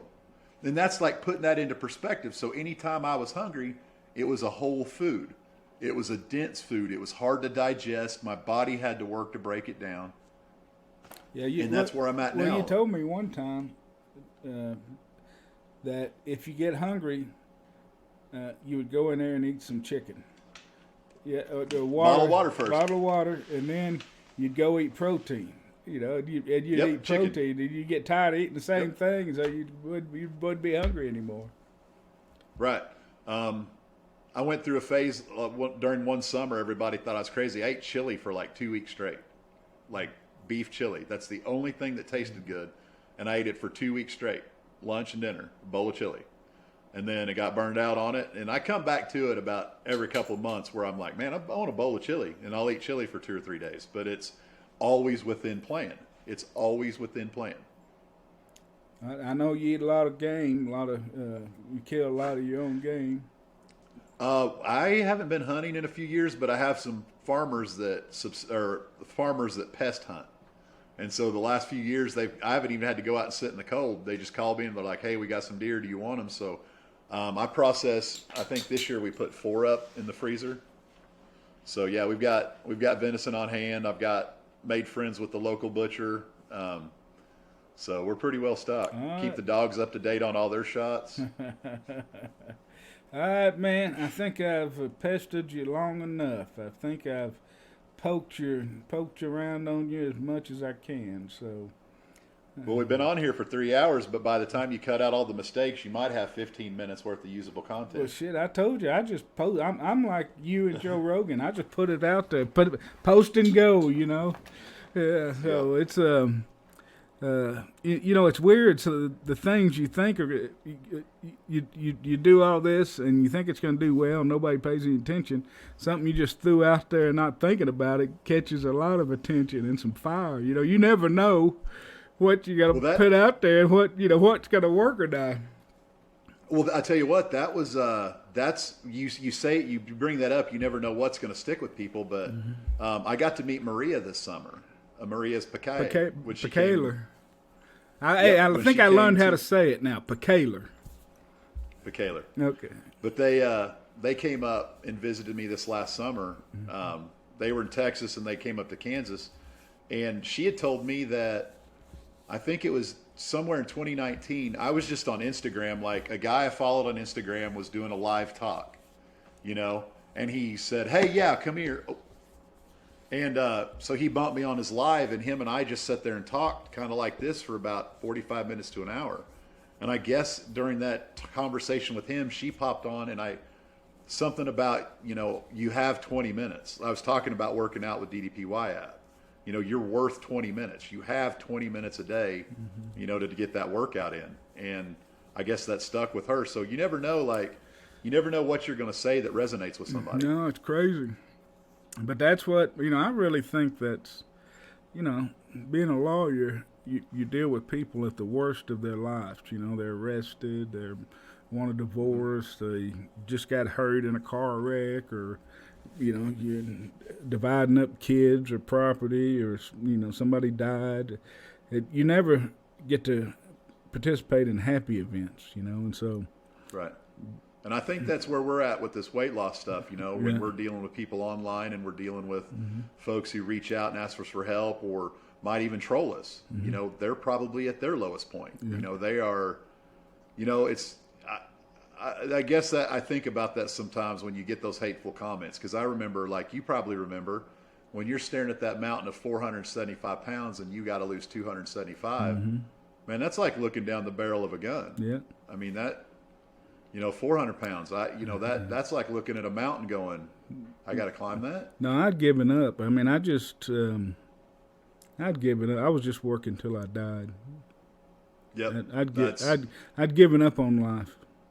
I really had. And my wife had admitted in an interview before that she was just afraid she was going to wake up and I wasn't going to be there. Mm-hmm. Like I was just going to be gone, like dead in my sleep. Yeah. And that's kind of, what I was waiting for some days, I think. Mm-hmm. But not anymore. I'm standing on top of that damn mountain right now hollering. Yeah. So, and used to, just to go somewhere, get out of the house, I had to think about every stair, every chair, yep. whether I can get in and out of cars, whether there's a restroom that I'm going to be able to get in and out of, and whether I'm going to be able to use the restroom. I mean, I had to, there was an anxiety and a fear about leaving the house every time. And what about sitting down somewhere? Yeah, breaking chairs. Like, shit, I broke an antique chair in a courtroom in front of a jury sitting down, And so it's hell, I broke one at a wedding, and I didn't think I was going to get up because there wasn't nothing to grab a hold of to get up. I had to crawl to a table to get up, one of those old folding picnic-like chairs. I flattened that son of a bitch at the reception. I think that's an NSV that I never did really post about or talk about too much. As we went to an event where they had those stupid little plastic ones. Yeah. Where it's like a plastic seat and a back and that little thin tubing. Yeah. I got to sit right down on that little squirrely bastard and looking around going, I'm not breaking this chair. So that was a pretty good feeling. It's amazing. Nothing crosses my mind when I leave this house. I know that whatever happens, I'm going to be able to do it out there now. I mean, it's not even a thought. That whole mental process, that mental gymnastics I had to do to try to plan every outing, it's not even a thought anymore. Huh. Nope. It's amazing, man. It's a new life. It is. When people say it's a completely different life, I don't think the general public understands that. Mm-mm. I mean, I don't think. Because it's not comprehensible. Like they don't comprehend somebody carrying 400 extra pounds. They don't have any point of reference, No, there's just none. Mm-mm. And so yeah, but the people who are in the club, they know. Yeah. They know what that's like to push that weight off, and I'm just hoping to get my story out there to let other guys that are in that situation know that it is possible. Well, that's what I'm hoping to. That's why I'm doing this. That's what I think my mission is.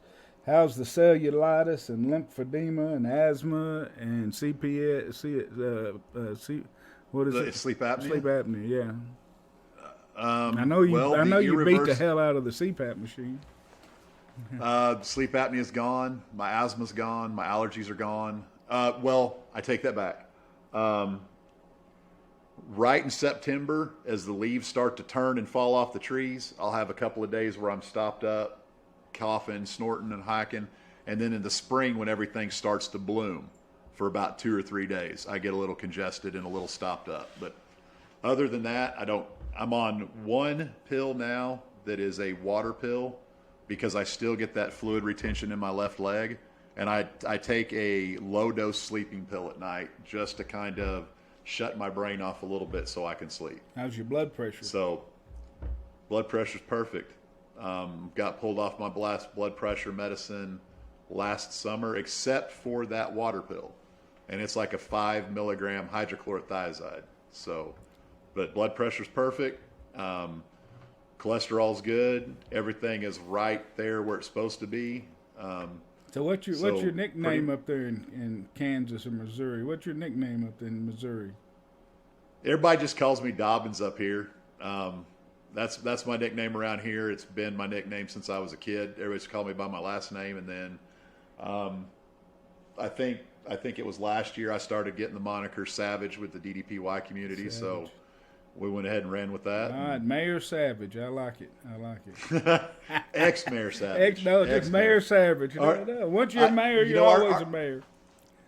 Yeah, but our current mayor here in town, in the council and stuff have made some really good, big, positive changes in town. They've really got some stuff moving. So, well, yeah, but and they can have it. I guarantee he's not the world's record holder for largest mayor ever in a municipality. It's she, and no, she's quite a bit smaller than me. Quite a bit. All right, man. Well, have a good weekend. I appreciate you you let me pick your brain, and I hope no problem. I hope we're both successful and inspiring others, and I really hope you're successful in helping people with the mental aspects of the weight loss and the aftermath and that kind of thing. I wish you the best of luck, and let's stay in touch. We still got Vance's Challenge coming up. Positively Unstoppable Challenge is going on right now. Mm-hmm. Yep. There's lots of things going on right now in the DDPY world. So, yep. Get out there and get on that mat. A better life begins on the mat. Yes, sir. All right, Justin. Have a good weekend, man. You too. All right. See you. Thank you for listening to the podcast today. I'm your host, Vance Hines of Transform with Vance, where transformations begin every day. Please take a moment, if you will, if you like the podcast, to subscribe and follow, and you can find us on social media as well, either under Vance Hines or Transform with Vance. Please tune in and subscribe to our feed. You'll be able to hear lots of transformation stories. I'm in search of interviewing as many transformations as I can find. So if you have a transformation that you would like to have someone interview and have their and appear on the podcast, just send me the name and number, message me, and I'll reach out to them and try to get them here. But no matter what, a better life begins on the mat. Get on the mat and start your transformation today. Thank you.